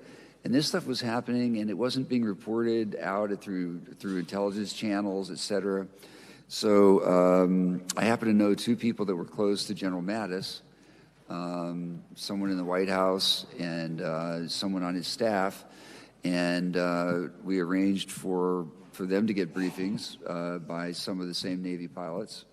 And it still became obvious after several months of trying that we were not going to be able to get anybody in the five-sided nut house to take action. So at that point, we faced the choice between doing nothing and walking away, or going and breaking the fire alarm box and going to the press and going to Congress. And it was just unacceptable to leave this situation unaddressed, in my mind. I mean, somebody is accessing, somebody is got a technology that we don't have, and they're clearly posing a potential risk to the fleet and other assets, and it was just unacceptable to allow that to continue and not do whatever we could to try to bring some attention to that problem. This is the origin story that has not been told yet in the detail that I've always wanted it to be told in. So I actually contacted several different outlets to try to get some competition going among them. Not me. No? Didn't know you then. Yeah, I was too. God, the sound on this is horrendous. I'm trying to adjust it on the fly because of it, but my God. Yeah, Chris Mellon, wow. Just genuinely couldn't seem less interested if he tried. Zapparoo says, spot on, Josh. Mellon is sitting there dug in like a tick to represent the controlling 0.5% you're talking about. I mean, it does seem like that. And I'll be honest, when TTSA first came out, I actually really enjoyed listening to Chris Mellon. Like, I remember he did a Joe Rogan episode that I thought was great. This is 9 years ago. But since then, I don't know, he just kind of fell off. And then I kind of learned about who he actually is and who his family is. And then I was like, it makes sense. And I think once you sort of look into that, you understand why he talks the way that he does. Because I think he's kind of just bullshitting, to be honest. Or at least he's acting, maybe what he's saying isn't necessarily bullshit, but he's acting like he doesn't know way more than he does. And I think that he does. I think he knows a lot more. And I think that's why there is this appearance of seeming disinterested, because it's like you're pretending how do I explain this? You're pandering to people as if it's like a big mystery, but you already know, the things that you're talking about. You're just trying to string people along a little bit here.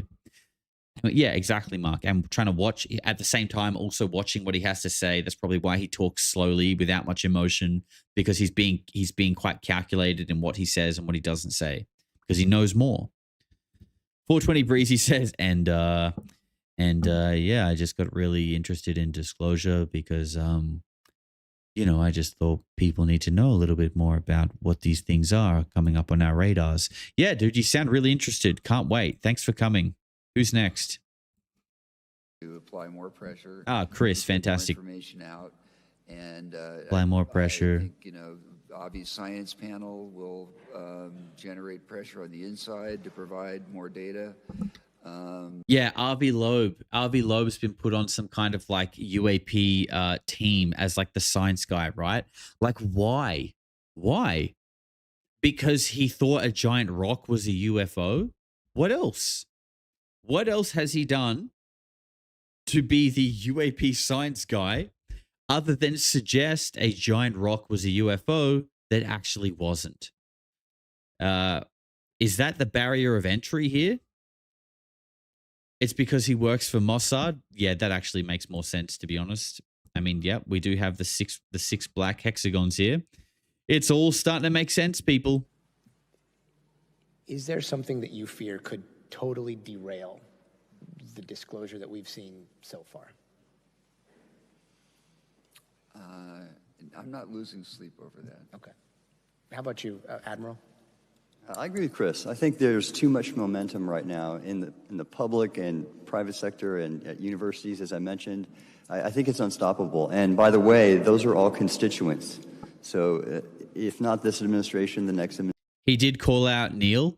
Yeah, I mean, that's a tap in, though. Anyone could have called out Neil. The guy was flaming aliens and UFOs like 3 years ago, and now he's got a book on it. I mean, that's a tap in for anyone. You think that there is something out there that could potentially derail this? Yeah, I don't think the toothpaste is going back in the tube. I think the momentum, the critical mass is there. So I agree with Chris and Tim. Toothpaste isn't going back in the tube. Wow, I haven't heard anyone say that before. My colleagues here are. At the same time, the history of this is, and we were talking about this over dinner last night, is, it has been cyclical. Mm-hmm. Like you reach a certain apex of interest and attention, and then the government sort of hunkers down and hangs in there, and then it kind of recedes from public consciousness, and then you wait again. I think that we're not in that situation this time. I think that it's going to continue to build and lead to success. But I am mindful of the history here, and we can't take it for granted that it's going to just keep going. People have to really continue to work. Yeah, I mean, and again, I hate to be the one on this side of the table that does have a fear, but my fear is the shrug.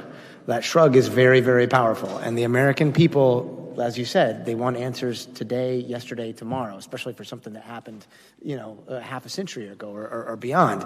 And so that shrug is a major concern. How do you go about continuing to keep people's eye on what's happening without actually being able to deliver a definitive answer as to what this is? I'll quickly just jump in on Kirk's comment about the history of this, and he's absolutely right. There is a reason to be pessimistic, but at the end of the day, over the last 80 years, the government never officially acknowledged any kind of anomaly. Now, those red orb incidents are out there. That is out in the ether. That's out in the open. That has been disclosed. And why? Why now? Difference, right? There is more data. There is more out there now. Whereas in the past, again, this is denial, ridicule, obstruction, obfuscation. Well, the NHI, whoever is coming here, gets a vote too, and let's hope they're listening. In how they behave and how they interact with us, and it seems like the pace of this is sort of picking up, and so that can be a source of disclosure right there. Is what they decide to do. Well, they let our mics work this entire panel, so it sounds like they're listening. Debatable, extremely debatable. I think we've gone over on our time, so yeah. No, we're good. Thank you so much. We have a few more minutes until Senator Rounds gets here, and I'll selfishly butt in for a second. There you go. Another one who's not on time. Answer that question. Okay, we know that with these releases, there's 1.5 billion views on the war.gov/UFO site, right? That increases the political capital for this topic dramatically. Another thing that increases that is like polling work, where we're demonstrating that this is bipartisan, bicameral.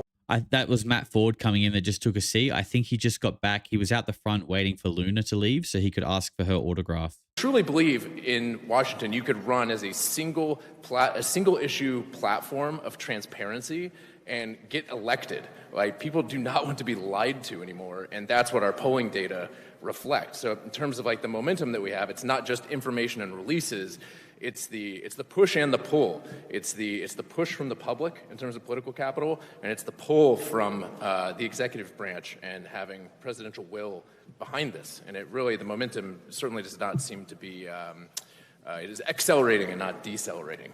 Let's hope it continues. Thank you guys so very much. Indeed. Thank you so much for the other point before, since we do have, I think, a few minutes. No, Senator Rounds is here. Oh, Senator Rounds is here. Excellent.